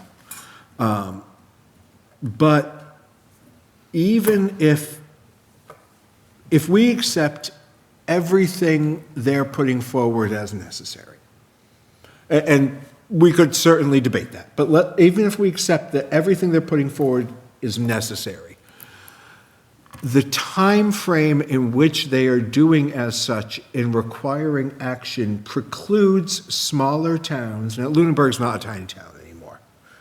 Next census, we won't be rural. But precludes smaller towns that aren't cities, that don't have this bigger infrastructure. It means we can't address other issues because we are nonstop playing whack-a-mole with state requirements. We think we have a chance to breathe and can work on updating other bylaws and things that need doing in the town. We were going to work on solar, and we still can't because we're still in the middle of hitting every state-mandated mole that pops up with a very tight timeline. If we don't have further feedback, and if we do, that's great, but I wasn't seeing any, I would encourage us to read this over, and if we get things in before, let me ask you, Chris, if we read this over and have comments and annotations we want to make, ideally, when would you like that from us so you could incorporate those thoughts into another draft? Is a week acceptable? Oh, yeah, Okay. yeah. So what's the drop dead date? March 17th is when the warrant closes. So I was just thinking, if we were going to look at this at our next meeting again, if we were going to read through it with a fine-tooth comb, make any recommended changes or pause or give you any questions, when would you want that info from us? Well, here's the catch on that. There's always a catch, and what the instruction we've been given from the town manager in the town is you have to get the motion in by the end of this week. And so what is the motion for the warrant? That move to that paragraph. And what is the implication of that? Within that paragraph, you have to basically contain everything that you're proposing to change, that the planning board's sponsoring. And then you have to stay within what's called the four corners of the intent of that. So, when you see a motion, Yeah. the motion moved to, in the article, that header, that paragraph is due by the end of this week. What? Then you Not can't, even possible because we have to have public hearings on it. We have, and Yeah, no, those are gonna that's- generate So, revisions. That's this not even is, possible. this is the implication of this. So this is what we've been told, I've been told. That's not how this town has worked in the past. I don't, I mean, Otherwise, we have to submit it as a citizen's petition. town meetings in 4.5 months. We've never had to have our motions submit, like, do we have to be well ahead of time? Yes. The warrant doesn't close till March. There's- March 17th. Yeah, well, there's no way that we should have to have that done next week. That's not, That's I've just, never seen it myself, but it sounds like somebody's got their We're- wires crossed. that's what I'm told to do. So if my board revolts and says, we're not going to do what you're telling us we need to do, Chris, We yeah, can't. I get it, We can't. yeah. this isn't even a revolt. I feel like there's, I mean, yeah, I agree with Mr. Allison. This isn't even a revolt. We are not able to. And that is not, we have not been expected in any year in the past to have it in by the end of January. And that kind of change needs to be telegraphed to the boards, not telegraphed, needs to be explicitly communicated to the boards months in advance so we can make that alteration in the way we do our business. Yeah, the only thing I can say is, the board will proceed as you feel comfortable, and then I'll figure out how to make that work at whatever process they've decided to adopt, but I just wanted you to be aware that's what I've been told. is- I hear you. I am happy to join as chair, happy to join in any conversations that need to happen about, because this is not the way we've done business in the past. And if we need to have things in by January, that needs to come to us Yeah, it is. like and in for September. People, and Amanda, it is a distinction with a difference in that. I'm just trying to give you as much information now. Oh, yeah. about what does this mean? And you are somewhat constrained once you define that language of that motion, the so-called four corners. You cannot stray from it, and it's a gray area and a matter of interpretation. But the AG has shot down articles that change too much outside of the intent of that motion, the four corners. So we just have to be mindful, that's what the town's looking for. You tell, however you want to proceed, you tell me, and I'll just have to make it work. That's, I'm not gonna, We need to advertise 2 weeks in advance for the public hearing, and we're not even prepared to have a public hearing, so we can't advertise because we don't know what to advertise. And that's 2 weeks minimum down the road for the advertising requirement alone. I think if you can look at this, the bylaws, the model bylaws and the draft bylaws you have, and give input by the next meeting, I can work with that quickly to get it into some final form you can review, but it will be at the pleasure of the planning board. Where does this decision come from, that we need to have all of this ready by the end of this I week? don't know if it's, I don't know. I think it's just the fear of sort of extending into the new town manager's tenure when she doesn't know anything about this and hasn't been involved in anything. Okay, well, Or, we assume. I don't know, but I know that's what I'm hearing, and so I had to convey it to you. no, And I hear you, so we'll just figure out where we need to go next, but the board's got to be comfortable and happy. no, Chris, this ain't you. It's not you. No, let me be real clear. This ain't you.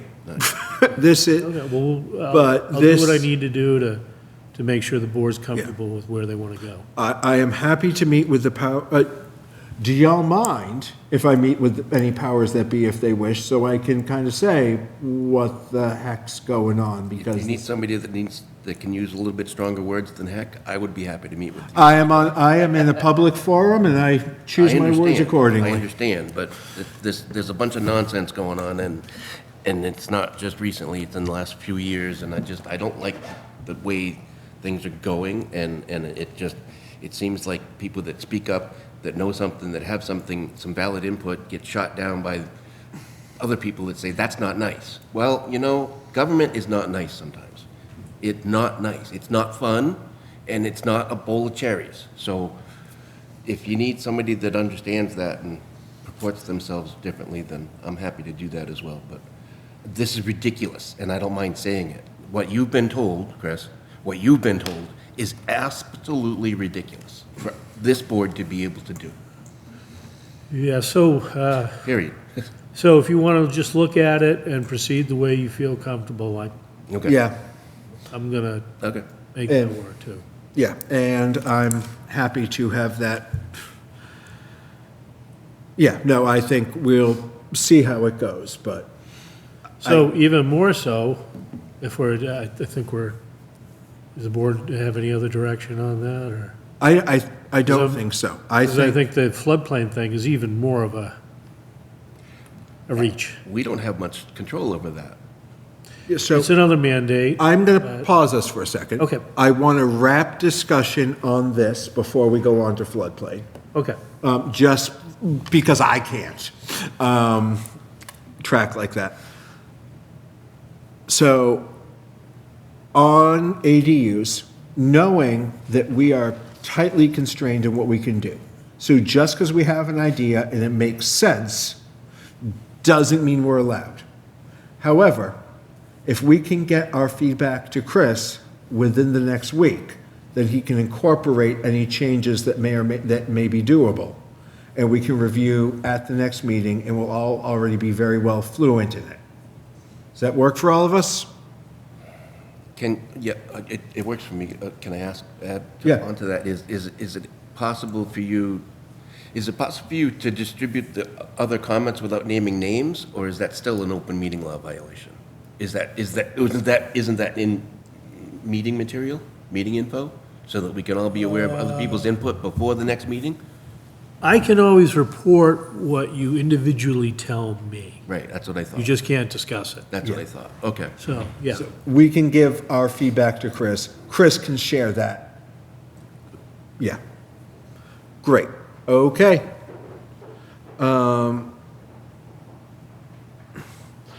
And, yeah, okay. Wonderful. So I'm going to move us on to the floodplain map updates, because as much as I feel like I understand ADUs, I feel like I don't understand floodplain map updates.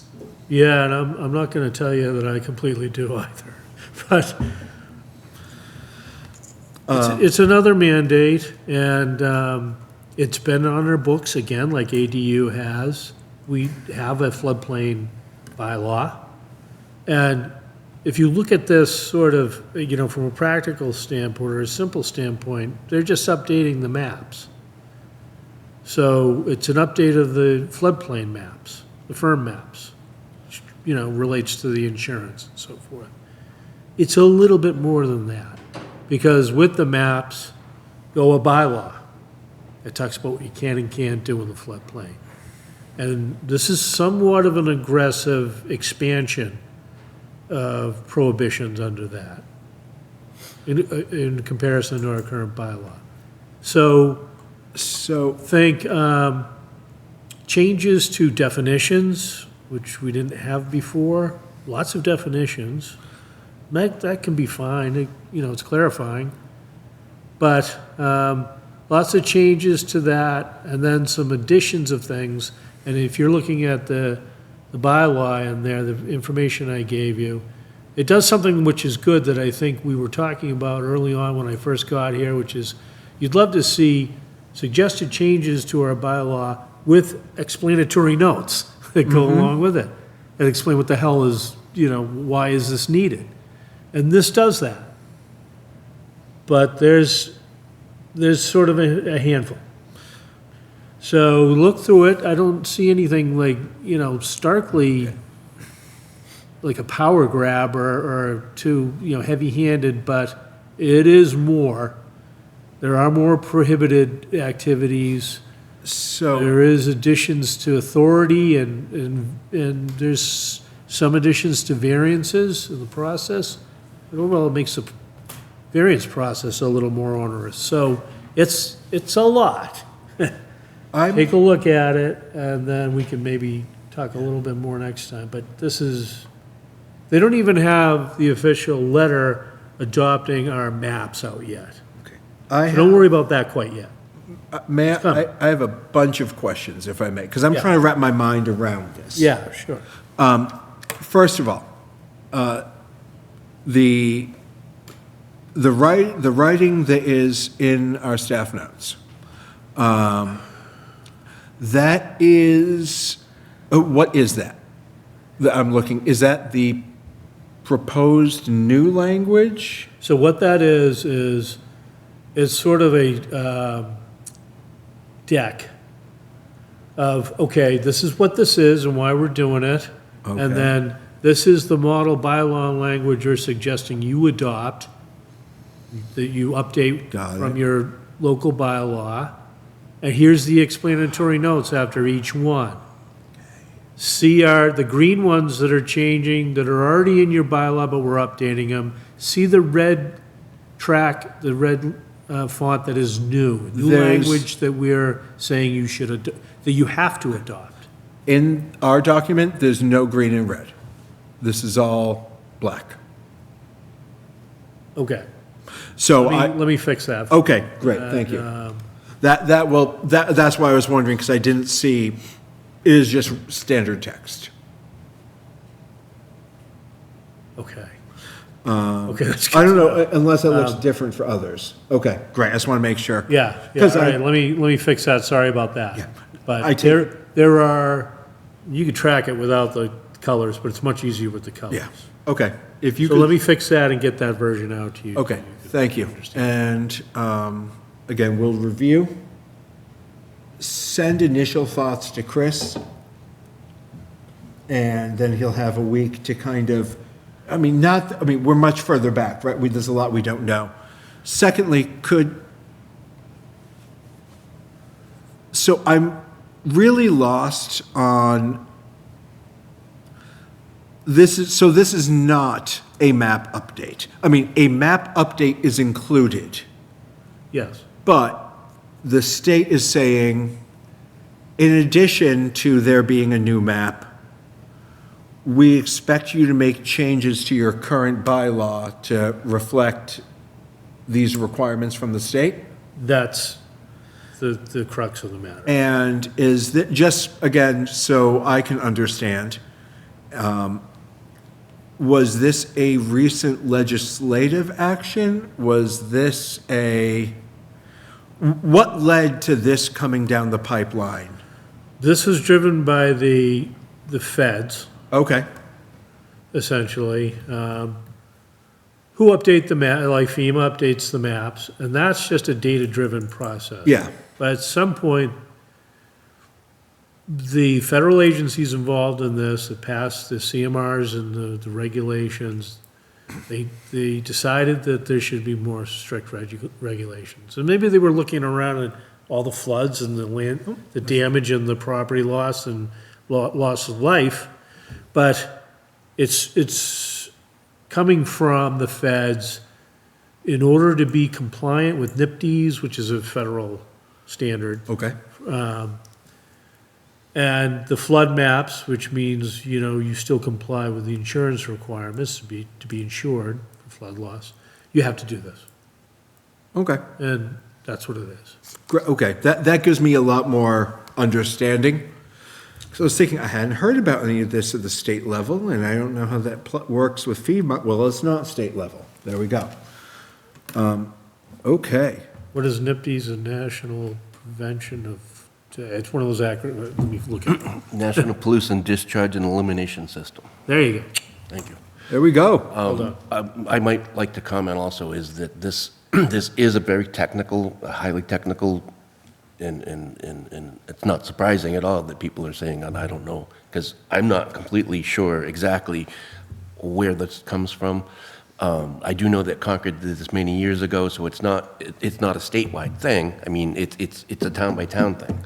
So our flood maps are from the 80s.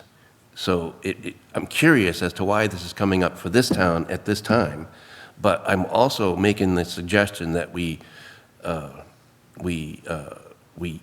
foresee and expect to invite our Graves Engineering to come in to maybe multiple times, maybe to talk with us as a board at meetings, and then certainly at the public hearing, maybe, because this is a much more technical aspect than this board is typically involved with.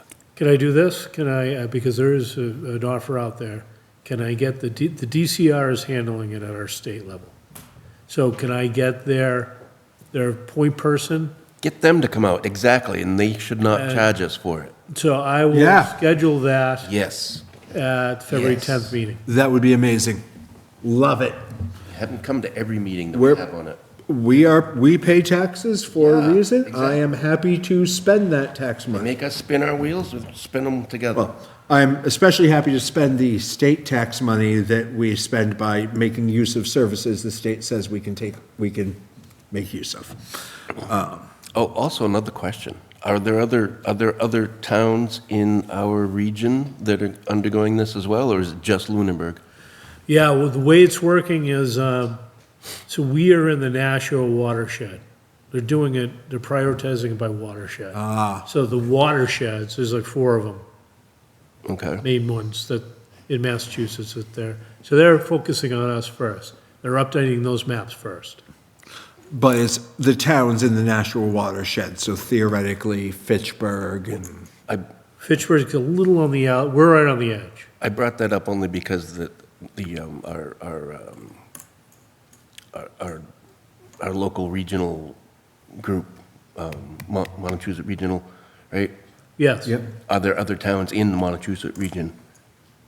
I think there are. Oh, yeah, Nashua all of them, watershed, right. all of them to our north. So this is going to be a regional issue And as south. well. yeah. So there's going to be that. So Yep. I would recommend that we lean, like the awesome suggestion, lean on the state, and then also lean on our regional group, because they're going to obviously be aware of it and probably trying to figure Yeah, out. I'd like to get somebody from both of them out on the 10th. Yep. Maybe I won't be able to do that, That'd be but I'll great. get definitely the DCR representative who's offered, Love it. make themselves available. Thank you. I'm surprised Fitchburg might not be involved because they have the headwaters in the Nashua in town, And but change colors on their paper.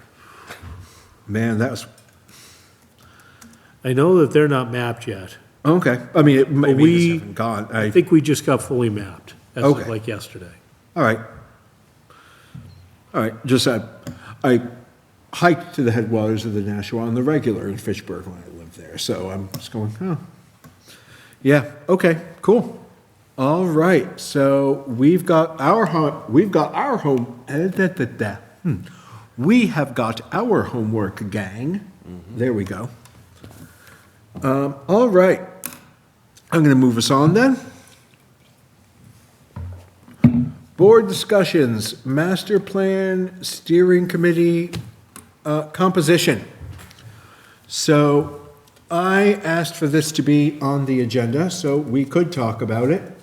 Now, I know just general, there's what Chris brought up earlier.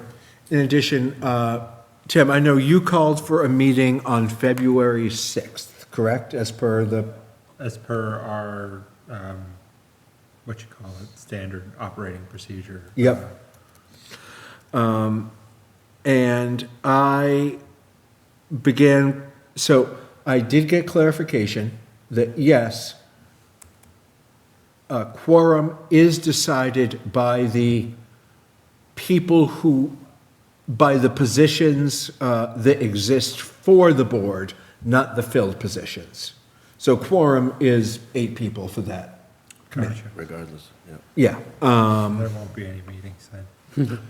And what I still need to get the feedback on, I should have followed up on that, my apologies, is what we can do, how we can reconstitute that board. I have to follow up with the town clerk on that.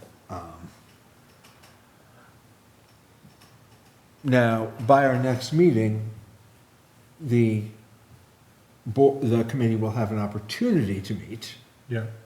And you could reach out to them and say, hey, y'all, this is our opportunity to meet and actually provide feedback to the planning board on how this board should be composed so that we can move forward. Sure. Because, this is my thinking anyway, I'm open to other ideas, I'm just thinking out loud. I would rather, personally, that board told us how they should be composed, and while the decision lays with us, I think their feedback would be crucial, and I would certainly take it as my main influence in decision-making. And, I mean, I guess that's my thought. I'm curious what others think. We have that issue where the board, that committee rather, hasn't been able to meet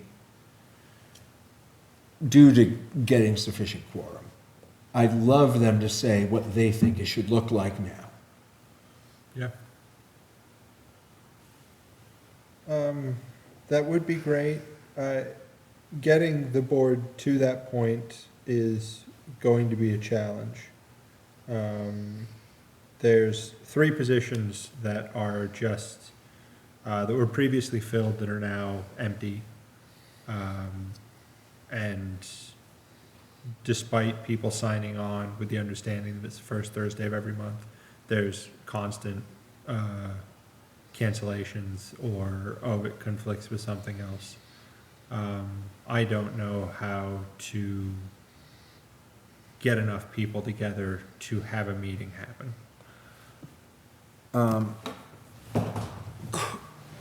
Could you stress to the board that, I mean, in an email communication about scheduling that, Sure.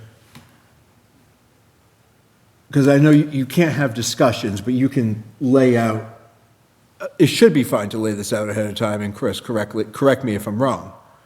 But as acting chair, you should be able to lay out that the planning board wishes to get feedback on recompositioning the board. Sure. So that it can meet effectively, and we'd like their input, but we need them to meet to do that. And if they can't meet, then we can do it anyway. And they could certainly come to our meeting and give input when that happens as individuals, that's fine too. Yeah. Because I don't for a second think that any board that is struggling to meet on their own designated meeting time is going to suddenly do real well and get quorum at another board's meeting. Yeah. Does this work for everybody as a plan going forward? And then at our next meeting, we can have their feedback or not and recompose? As usual, I disagree. This whole thing is our responsibility, this board's responsibility. Okay. This whole master plan thing. Yep. Okay? Now, the previous group of planning board members decided that we should sail it out, get $150, spend money on a consultant and let them do it, and then we'll create another subcommittee, which is not uncommon. I didn't disagree with that. At this point, it's our subcommittee doing our work, and we have known for months that it's not working. It's on our agenda right now. I think that it's well within our purview tonight to change the membership of that group. I think, and that's a question, Chris. Are we able to reorganize members of a subcommittee that we've created? Yeah, it's your charter. It's our charter. I mean, do we have to advertise it any differently than we have on our agenda No, tonight? no, you can change it if you like. My suggestion Charter would be to ask the sitting member that's been there, Yeah. would you take 5 people off the list? Would you take 10 people off the list? I've got 3 people that we can eliminate immediately because they've either resigned or are no longer representing the board that they were appointed from.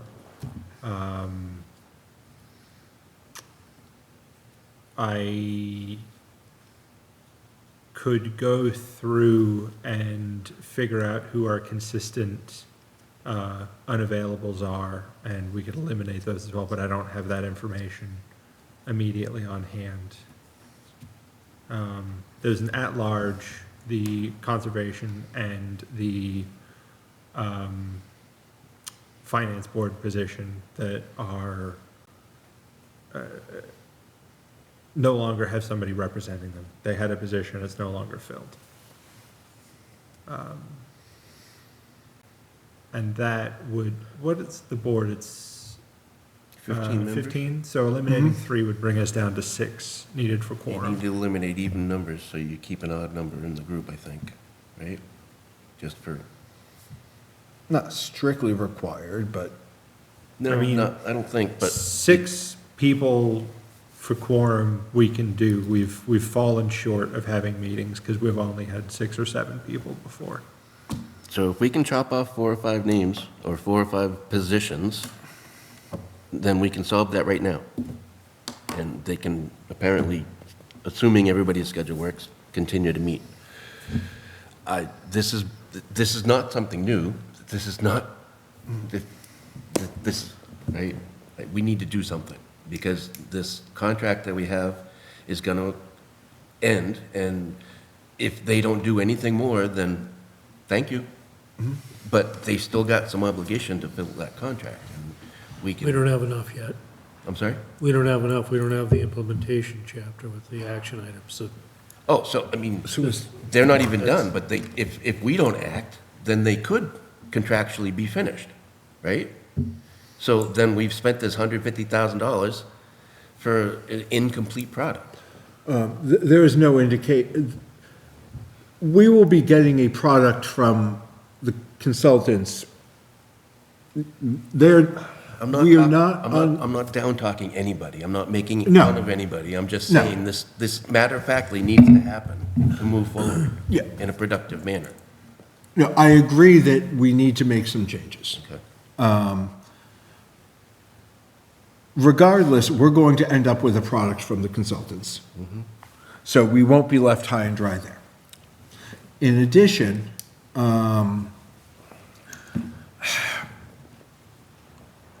I am personally hesitant. Now, I would certainly accept motions to the contrary and everything. That's fine. Not an issue at all. I am hesitant to rejigger that board without giving them the opportunity to chime in a very direct and clear fashion, which I would envision as giving them a chance to meet and also communicating to them, saying, hey, at a meeting, at, say, the February 10th meeting, the board is going to be recompositioning your committee.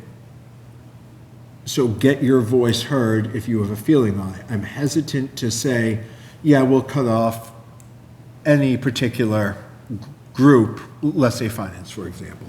I'm not worried about hurting people's feelings, dude. And this is not about hurting people's feelings at all. This is about getting the job done for the town.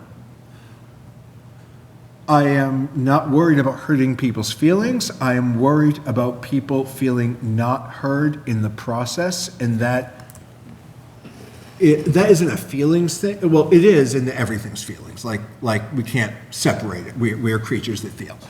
But I want to make sure that people feel that they've had the opportunity to be heard, so that doesn't sabotage the process later. So it then doesn't become, oh, well, you didn't X. The planning board should have Y. And therefore, and it becomes a whole stink at town meeting and everything, is what I would rather avoid. I can do is communicate to everybody that I have on the board that I'm requiring their input. Are they going to be at the meetings? And then from there, the next meeting is supposed to happen before our next meeting here. We determine how it goes. No shows get cut, and we go from there. The next meeting, I'll have a full list of people and positions that can be eliminated.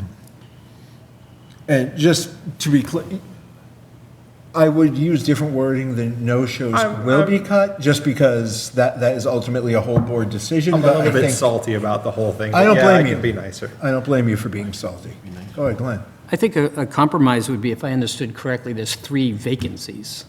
So if we eliminated those 3 vacancies, I realize it brings it down to 12, but if, it sounds like if we leave those 3 vacancies in place at 15, he's not going to be able to have a meeting, it sounds. But if we drop it to 12, no, those spots are vacant anyway. It increases his chances of getting the 6 or 7 people there, but, and with the conversations can indicate that if they don't have that meeting, they can then forward any of their input directly to the chair, because the subsequent meeting, there will be a reorg. So is it conservation at large, finance, and, Sorry, it wasn't conservation, it was parks. Parks, finance, and the at-large position formerly held by Josie Gilchrist. Now, so, it is my understanding that Parks is likely interested in, I've been told they are, until meetings start happening, they're not interested, and the fact that they're not interested is stopping meetings from happening. I get that too.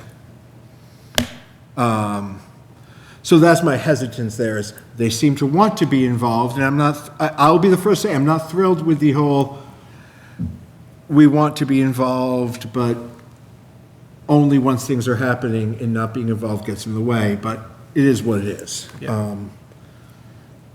I can also, I'd like to add also that these are public meetings, that all 12,000 people of the public in town are welcome to these meetings, so if a person's position gets cut, they are still welcome to go to that meeting. So there is no possibility that you're gonna butthurt somebody about not being able to be heard.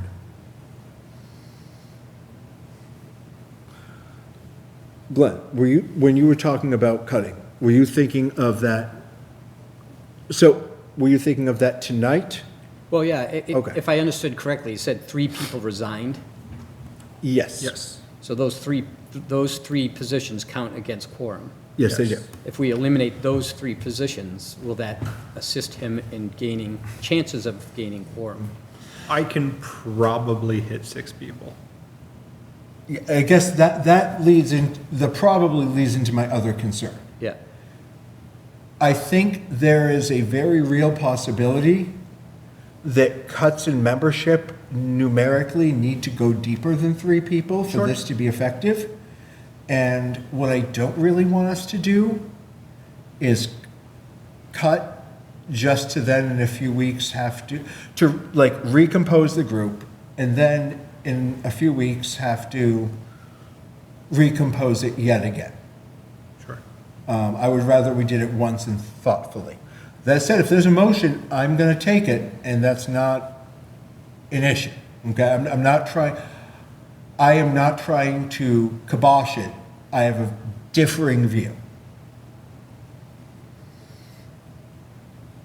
So I would rather, but I'm also very happy committing and saying we are hell or high water, we are voting and recomposing next meeting regardless. Sure. That's where I am. But we also hear viewpoints saying we should do it now. Ms. Reed, I don't mean to put you on the spot, but by the same token, 4 of us have discussed a good deal. I don't want you to be left out.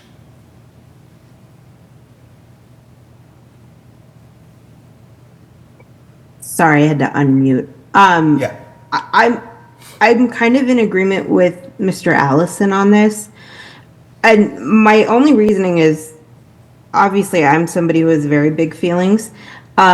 But I feel as though if people wanted to be involved, they would have been involved and more proactive from the beginning. I don't even know how long this project's been going on at this point. But I feel like if members or members at large had things to say, these things would have already been said. So I don't find the harm in going in and reconfiguring.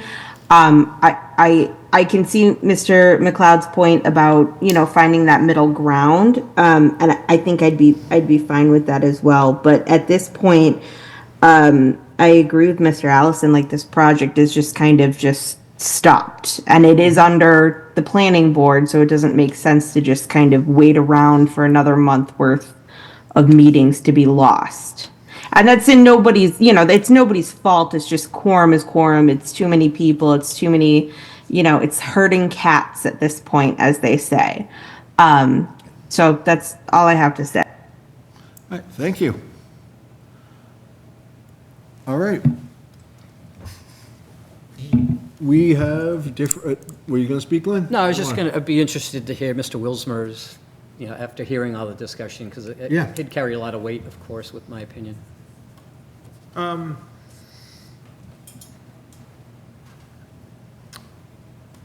would like to have, like, the Finance Committee has had an opportunity to submit a new person to the board. I'm sorry, I'm terrible with names.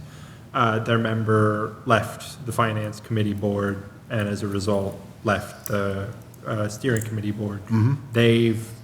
Haven't gotten around to or cared enough to reappoint somebody else. Parks Committee has indicated that they're not going to appoint somebody until the board works, and the board won't work until they appoint somebody. And I'm fine with cutting those three positions, that and the at-large position here.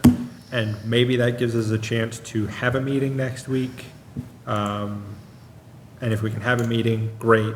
If it's continuing to be a problem, then I will have a better list of what else needs to be cut. Okay. Chris, I'm going to ask purely from a logistical standpoint, or like logistical, legal, whatever standpoint. Is there a problem with recomposing, I don't know what the term is, I'm using the phrase recompose, because I don't want to say restructure, because that's a different thing. Is there a problem with recomposing that board tonight, and then if we deem that is not sufficient, recomposing again in a couple of weeks? I don't think so. Okay. Yeah, unless there's something specific in what town meeting required with the appropriation. All right. It's all your choice, I think. Okay, I'm fine with that. I would, all right, well, let's, then if there's going to be a motion, let's have it. I think we've kind of reached where we feel on this. Motion to restructure the Master Plan Steering Committee by eliminating the Finance Committee seat, the Parks Commission seat, and the at-large seat formerly held by Chair Josie Gilchrist. Does that work? I think so. Okay. Second. Moved and seconded. All in favor? Well, I have to do roll call. Mr. McLeod? Aye. Mr. Allison? Aye. Mr. Wilsner? Aye. Ms. Reed? Aye. And an aye for myself. If we can do it multiple times, I think I care less. Tim, would you be willing to just make sure you also reach out to could you please reach out to the committees? Yep. That have just been cut? Let them know that happened, as well as invite them to the next meeting to, basically, if they want to be involved, Yeah. Sometimes things light a fire under our butts Sure. because we go, uh-oh, we do need that. And maybe they do have someone who wants to, I don't know. All right, that works. One more thing. I think probably would behoove us to contact the town clerk tomorrow about that change as well, because they do. They have reached out to me to try and get a membership list of the board, so I have an email. I will coordinate with them Okay, well, they just need some officiation from this board Sure. to the town clerk, because it's a totally separate board that we just reconfigured. Yeah. Yep. Okay, great. Fitchburg is in the Nashua watershed, Go figure. Sunderland. Yeah. See, felt like it'd have to be, because Yeah. it's got the Nashua River. Maybe the Nashua River is uphill from everything in We don't town. even have the Nashua in us, in No. our town.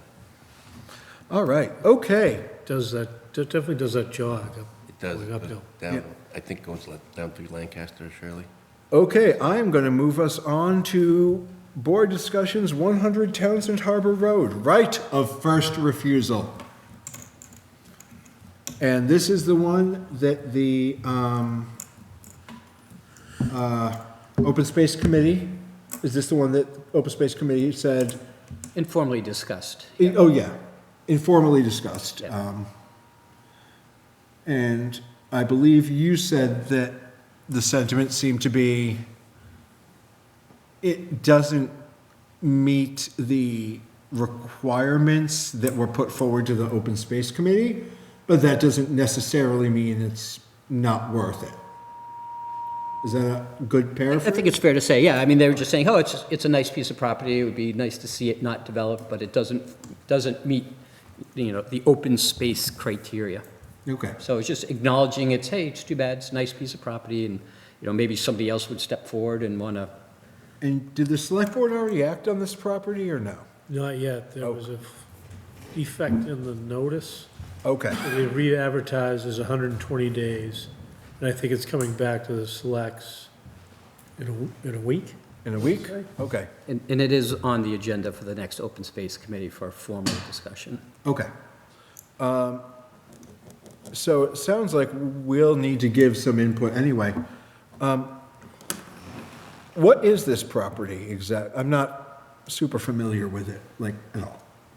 If you go down Townsend Harbor Road, from It's, 2A, it's on the right, just a tick down the road on the right, maybe a quarter mile or so before the lake. it's nearby the Lunenburg Primary School. Okay, yeah, I see.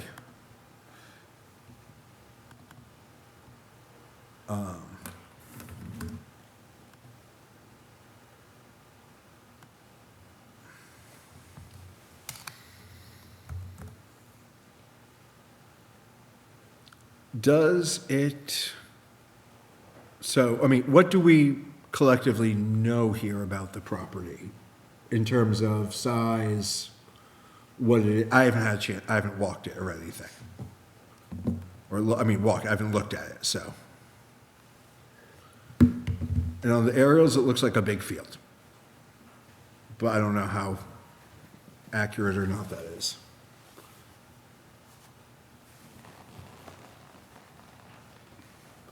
Chris, do you have more background on this at all? Not much, but I'm trying to pull up this.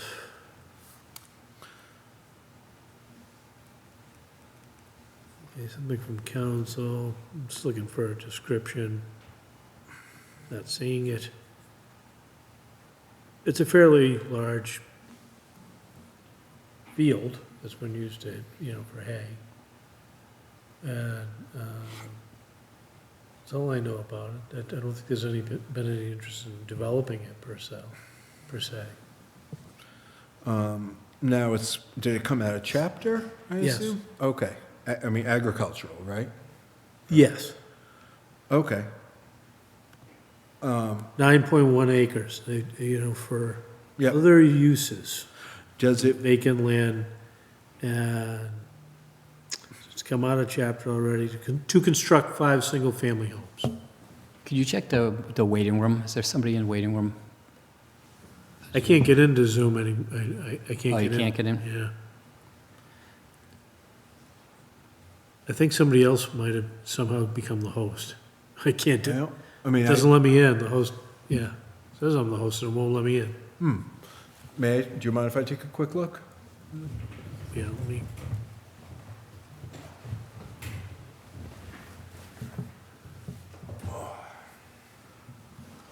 Yeah, I don't like how the chair sits, my knee doesn't like it at least. I can't even get into Office now. Where's- So I go and I click on the link, and I was in before. Who's running Zoom then? That's a good question. If I can't get in and I'm the host, Because it's not open, oh. Amanda's still on it. Amanda, can, let me just pull it up and I'll show you here. Okay, there's a link that may be the host. I'll get it for you in a second here. Yeah, but is Zoom even open on your machine now? I'm so I can't get it confused. open. I go to, on that link, I can't open that link. It Can you gets just me into Can you the, just open the app directly from the? so there's the link. And I was in before as the host, Okay. and I saw everybody come in. That's weird. Can we just try searching, like Yeah. opening the Zoom app itself in case? I can try to troubleshoot it, but Yeah, but I wouldn't- mean, if we can open the Zoom app, that might go in. If not, He won't be able to get the host that way, will he? It says that public access is the host, just so you know. Who? The booth, Public access. the booth, public access is the host. the booth is saying they're not the host. All right, so Crazy. friends, if you are at home trying to reach us via Zoom, technical issues, our apologies. But, Send us an email with your thoughts, or oh, whatever. wait, it looks like, Amanda's doing something there. technical issues, our apologies. But, Send us an email with your thoughts, or oh, whatever. wait, it looks like, Amanda's doing something there. technical issues, our apologies. I have no control over it. Ask my host. Amanda's doing something there. I don't think he does the. Dave, could you mute your, oh, there we go. We got it. Nice. All right. Okay, so technical issues seemingly fixed enough. Okay. And this doesn't, I mean, it looks like a nice piece of- Recording in progress. Okay, so technical issues seemingly I did fixed email enough. Okay. documentation. I did email documentation that I had through open space. looks like a about when Recording we in were progress. Okay, so technical issues Recording stopped. seemingly fixed enough. Okay. Email documentation that I had. Okay, that's fine. Meeting. Recording in progress. Yeah. Recording Could stopped. we, is that Mr. Passios? Could we mute him? Recording in progress. Recording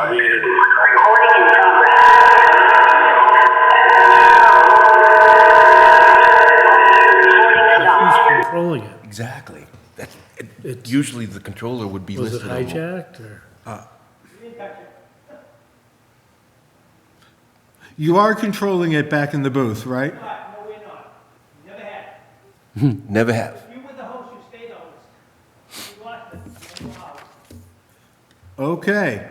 All right, that's exciting. So we lost Zoom and Ms. Reed, it looks like. And are we recording anymore? Okay, whose computer is showing up on, That's ours. You're just seeing our output. okay, But you have to, you start the meeting, we'll have to log back in again. okay. But we're not the host. Who's that? That's Dex in the booth. Could you try opening that link again? Chris? Okay, so now I'm at least getting into the enter. Dave Passios. Could you try opening that link again? Oh. Chris. If anybody,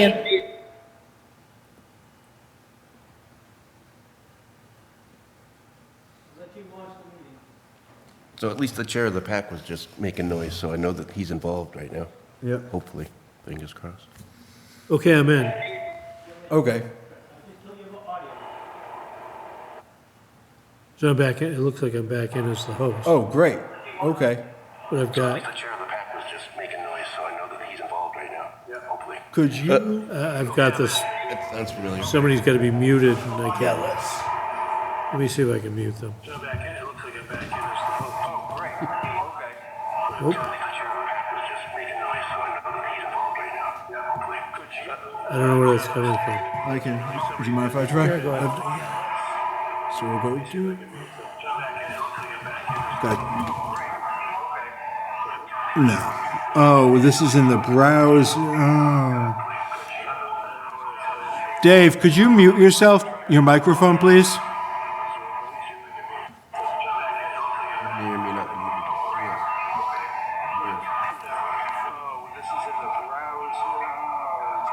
I should be able to mute him.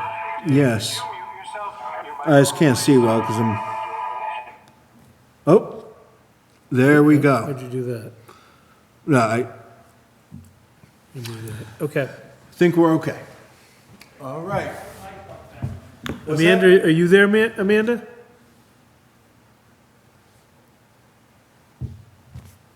No, yeah. We have to let them,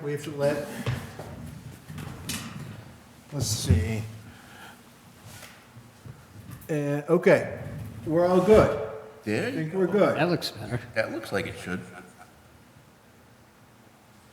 If we can just mute on yours. Kill your audio so you get the feedback. I think that might have done it. Oh, no. So this is what I had before.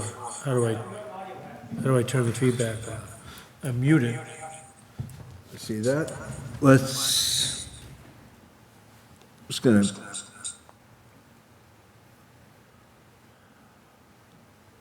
No, a volume mixer should do it.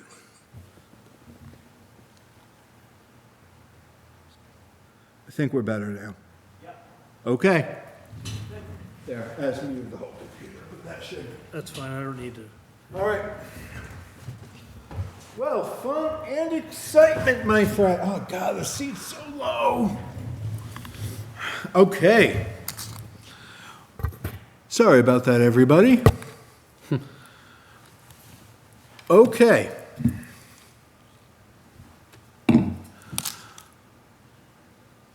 Now, Glenn, you said that we have a document on Townsend Harbor Road? Yeah, I just emailed it. Okay. Thank you.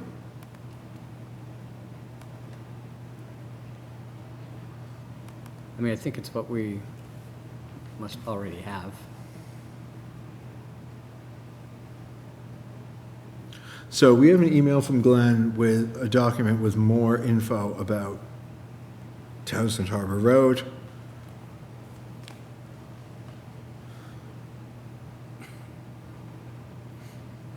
Yeah, okay, that's the. Includes the plans and everything.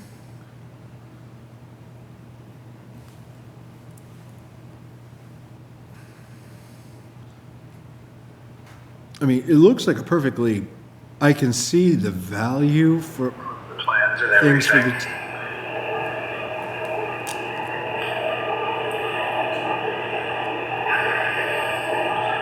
I mean, it looks like perfectly, I can see the value for plans and everything. Mr. Passios, can you mute your microphone? Oh, There you go. thank you. And Mr. Passios, did you want to speak, by the way? Because your hand is up. There's a hand up there.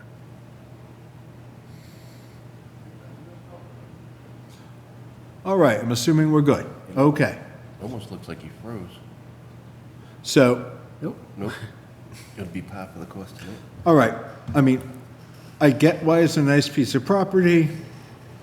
Personally, I don't think it borders any town land or anything, so I don't know what the use. Right, I mean, that's essentially what, that's one of the criteria. Yeah, Townsend Harbor Road is town land. is what? Townsend Harbor Road is town land. It looks like a vacant piece of land, And it looks like more than 3/4 of it is open right now, so. I mean, What do you mean Townsend Harbor Road is town land? The right-of-way, it's the town road. Oh, yeah, no, I mean the property on the 100 Townsend Harbor Road itself. Right. Sorry, yeah, no. It's a public road, but it doesn't, the property doesn't abut, it's not like abutting the town forest or something, or other conservation land. And it doesn't seem to, I mean, I see no reason the town would, from a planning board perspective, I cannot think of a reason we need the land in particular.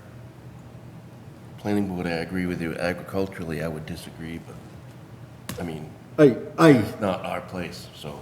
I hate to see arable land turned into Yeah. houses. But that doesn't really matter.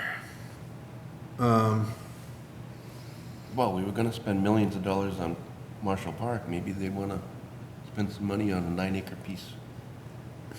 I don't know.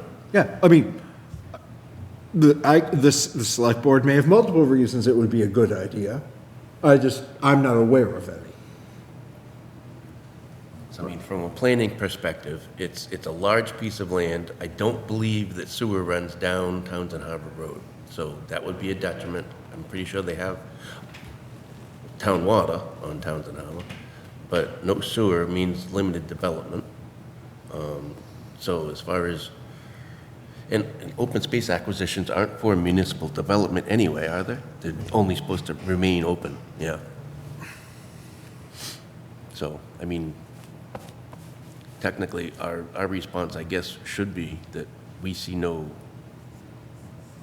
especially since we've got open space to give us input, and they couldn't come up with not that they couldn't come up with, but they did say that it didn't list the, what do they get, 6 or 7? They tried to hit at least 3 or 4.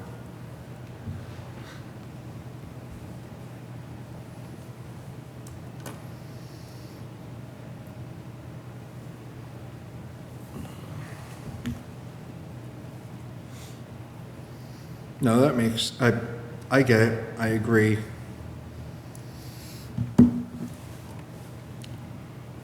I apologize, my phone was going off and I am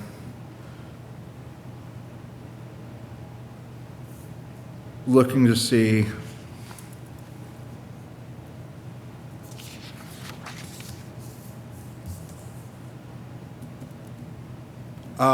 Okay.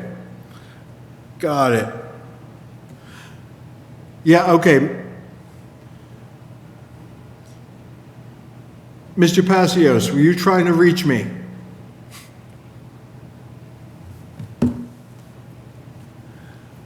Oh, the beauties of modern tech. I am gonna...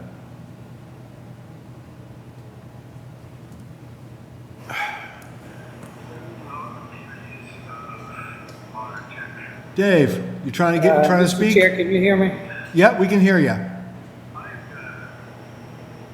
We can hear you.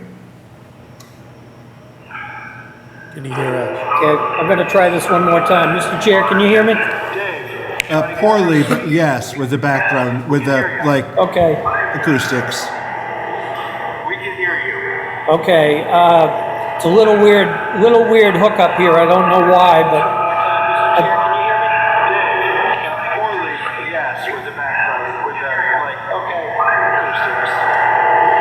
If you can say what you want to say and then mute, we'll work with it. he's playing something else besides, but his computer's on. Okay. Yeah, Dave, we're just getting a lot of background noise when you come off mute, so we can't really understand you. If Dave were to text me, can I read that out loud? Yeah. Okay. Yeah, Dave, go ahead and drop me a text or something if you want, and I'll make sure I read that out loud. That's funny. Amanda just sent me a text a picture, and she's seen Dave Passio as host. I think I may have found the issue. Can you hear me now? Yes. Okay, I've got my speaker down really low so we don't get that feedback. As long as you can hear me, that's what's important. Over the past 2 or 3 weeks, I've been advocating for this piece of property to be considered being taken over by the town for the purposes of the Agricultural Commission creating community gardens. It's the best piece of property that's come around in the last decade that would fit the needs for community gardens, being plenty of access from a town road, municipal water supply, and that's been farmland as long as I've been alive. I really do believe that if it's looked at from that perspective, it would be valuable to the town. And AgCom, given the right guidance, could possibly get either grants, can get grants and can own property for those purposes. They were meeting this evening. They did not put a Zoom link on their meeting, so I was not able to sit in on that. That's the information I have. As I say, that was farmland producing hay and corn for all of my life until recent years. Thank you. Thank you, Dave. Thank you, Mr. Passios. Appreciate it.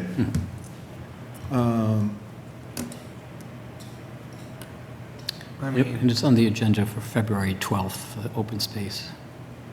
Okay, it's on the agenda for February 12th at Open Space. Sounds like Select Board is going to be need to maybe acting before then. I'm hoping AgCom has an opinion on this. I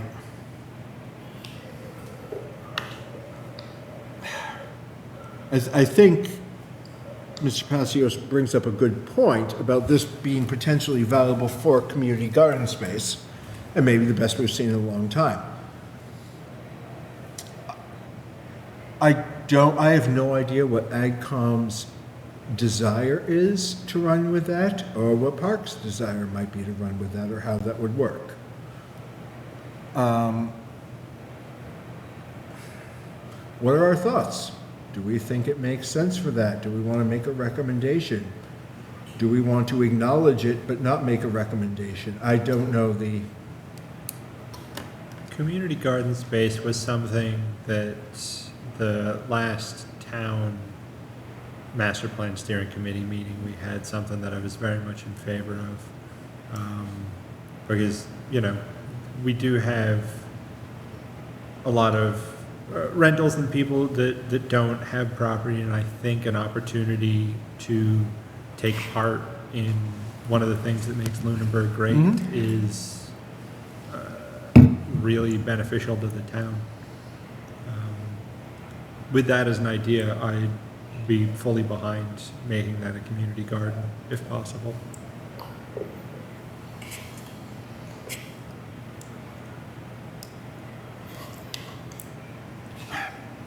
I always wonder about community gardens that aren't directly adjacent to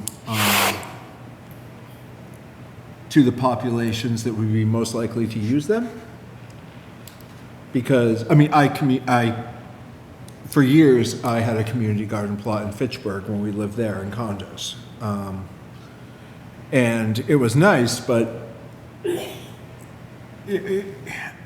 I wasn't really participating myself the way I wish I could have because I was far away. I don't know how much most of the people of that garden were people in the apartments next door. I wonder how much use, there's a lot of communities with community gardens that are nowhere nearby. I see great ones out towards Watertown in that direction and everything. So I'm disagreeing with my own thought. There we go.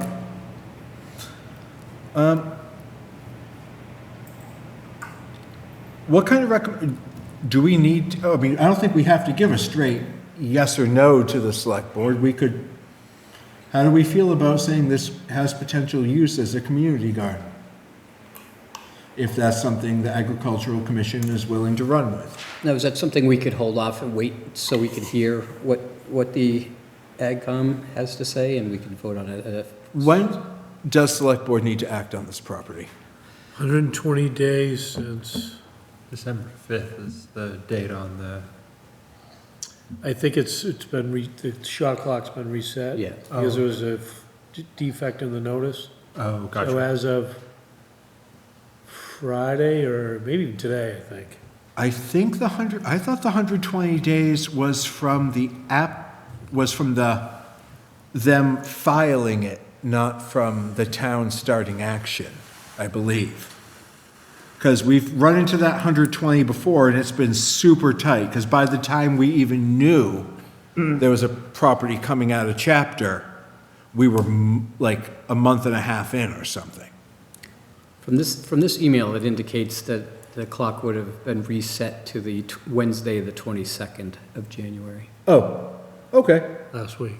last week, right? If that's the case, then we have time. Yeah. And I'm happy to wait for open space to give their feedback. And I think, I mean, that was, you know, without knowing what I was talking about, that's exactly what I had suggested that open space was, that, you know, we certainly weren't opposed to it, it just didn't hit their criteria. And that we'd wait to see if any other, you know, agency or board in town stepped up, and then they could in turn support them based on that. So, I mean, that was logic, faulty or not, I'm not sure, but that's basically how I'd feel here as well. All right. Do we want to wait for open space to chime in after their meeting? As well as the ag. Yeah, and hopefully have feedback from AgCom this meeting tonight? Yes, Sure, no, yeah. maybe? Is that, Yeah. all right? Okay, sounds like we want to wait, or there's a lot of quiet, and I'm hoping that that quiet is just, I don't see any harm. okay, all right. Then we can wait. All right. Find my agenda. Man, let's get through the rest of this. Abutting community notices, Logan isn't here to go through them, that I'm not super concerned. Committee reports, Master Plan Steering Committee, I believe, has been fully addressed at this point. Open Space Committee, is there anything new? No, I think that's. All right. Municipal Building Design Committee. Yeah, we met last Monday, and the consultants are continuing to be very responsive to comments and give good presentations. The fact that municipal buildings and school buildings are being co-located is obviously, as always, causing problems. My understanding was that there was a considerable pushback and a desire to look at some other options. That was through private communication at that last meeting. That was not even brought up, so I don't know where that went. But yeah, we're moving forward in a thoughtful way that seems to make the majority of people happy, which is the best we can do in municipal government these days. All right. Capital Planning Committee. Capital Planning Committee is meeting on Wednesday to basically to go over the interim town manager's recommendation, based on some budget shifts and everything, kind of go over the list one more time with the interim town manager, so that can get solidified. And then we can get into our 10-year plan. Economic Development Committee. We did just meet, and we're able to engage the land use director, which we appreciate, with the EDC. So I think that'll be a healthy connection, and we look forward, you know, what they look forward to, you know, working with them to try to make Lunenburg a more business-friendly town. But one other aspect that came up in discussions was the meet and greet. And I was happy to hear that, you know, the board was represented there, as well as, I believe, the land use director also showed up. Is that true? That must have been like your first day or something. I was very impressed to know that. Yeah, first week or. So that just came up, you know, that's something that there was a grassroots effort from the EDC to put that together. And, moving forward, there was the discussion to try to professionalize it, and I think it was prudent to seek a possible budget for the EDC specific to that event, to try to, not necessarily lean on the local businesses so much in order to run a business, an event to introduce businesses to the town, that if maybe some money could eventually be added to their budget for that specific, so that'd be a discussion for future meetings. Great, thank you. Stormwater Task Force. We met this past Thursday. We've started to get information on like fee structures and the like. So we're starting to make real good headway with where it is that this is all going to go. We have a plan for making an announcement at the Springtown meeting, just to kind of get ourselves on everybody's radar before we start our year-long process of advertising and public input. So everything is going pretty well on the Stormwater Task Force. Great.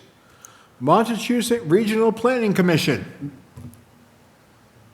We have not met since our last meeting. We'll meet next month. Montechusett Joint Transportation Committee. Same thing, have not met since the previous meeting. We'll meet next month. It's amazing that you can have a whole Montechusett Joint Transportation Committee for the region, but joint transportation requires a special permit in Lunenburg to open that business. I got Matt to smile. All right. That was a good one. Thank you. I'm mature. Minutes approval for just, for 12/9, and I don't see the minutes in our file. I'm going to push that off to our next meeting then, because we don't have them. All right, meeting schedule. As a reminder, we meet at 6 p.m. in the town hall, unless we tell you otherwise. Our next meetings include February 10th and February 24th. Public comment.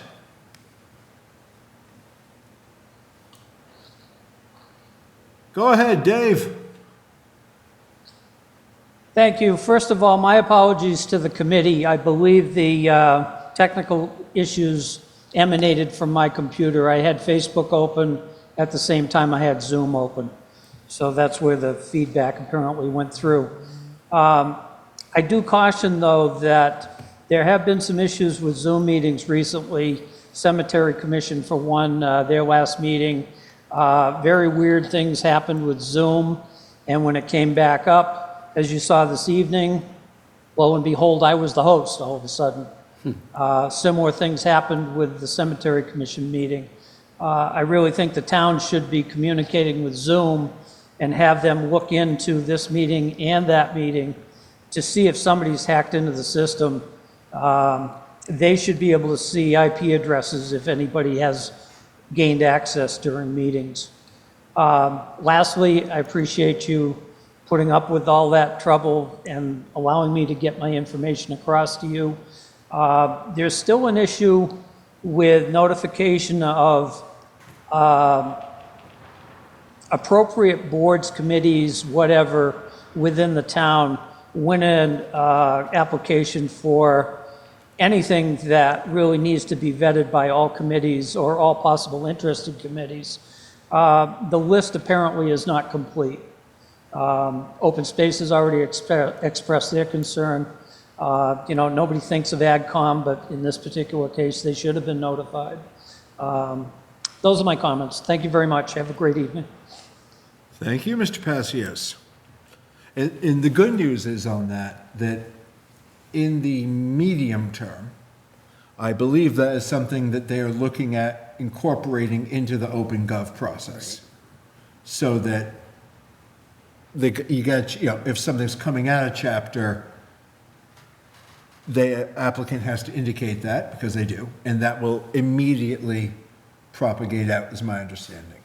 I'm sure Mr. O'Connell can give us more info about that when he is here. All right. No other public. Board comments, concerns? Seeing none, I would look for a motion to adjourn. Motion to adjourn. Second. Moved and seconded. Roll call. Mr. McLeod. Aye. Mr. Allison. Aye. Mr. Wilsner. Aye. Ms. Reed. Aye. And an aye from myself. Well, that was an exciting time. My friends, have a wonderful night, and we'll see you in a couple weeks. Take care, Lunenburg.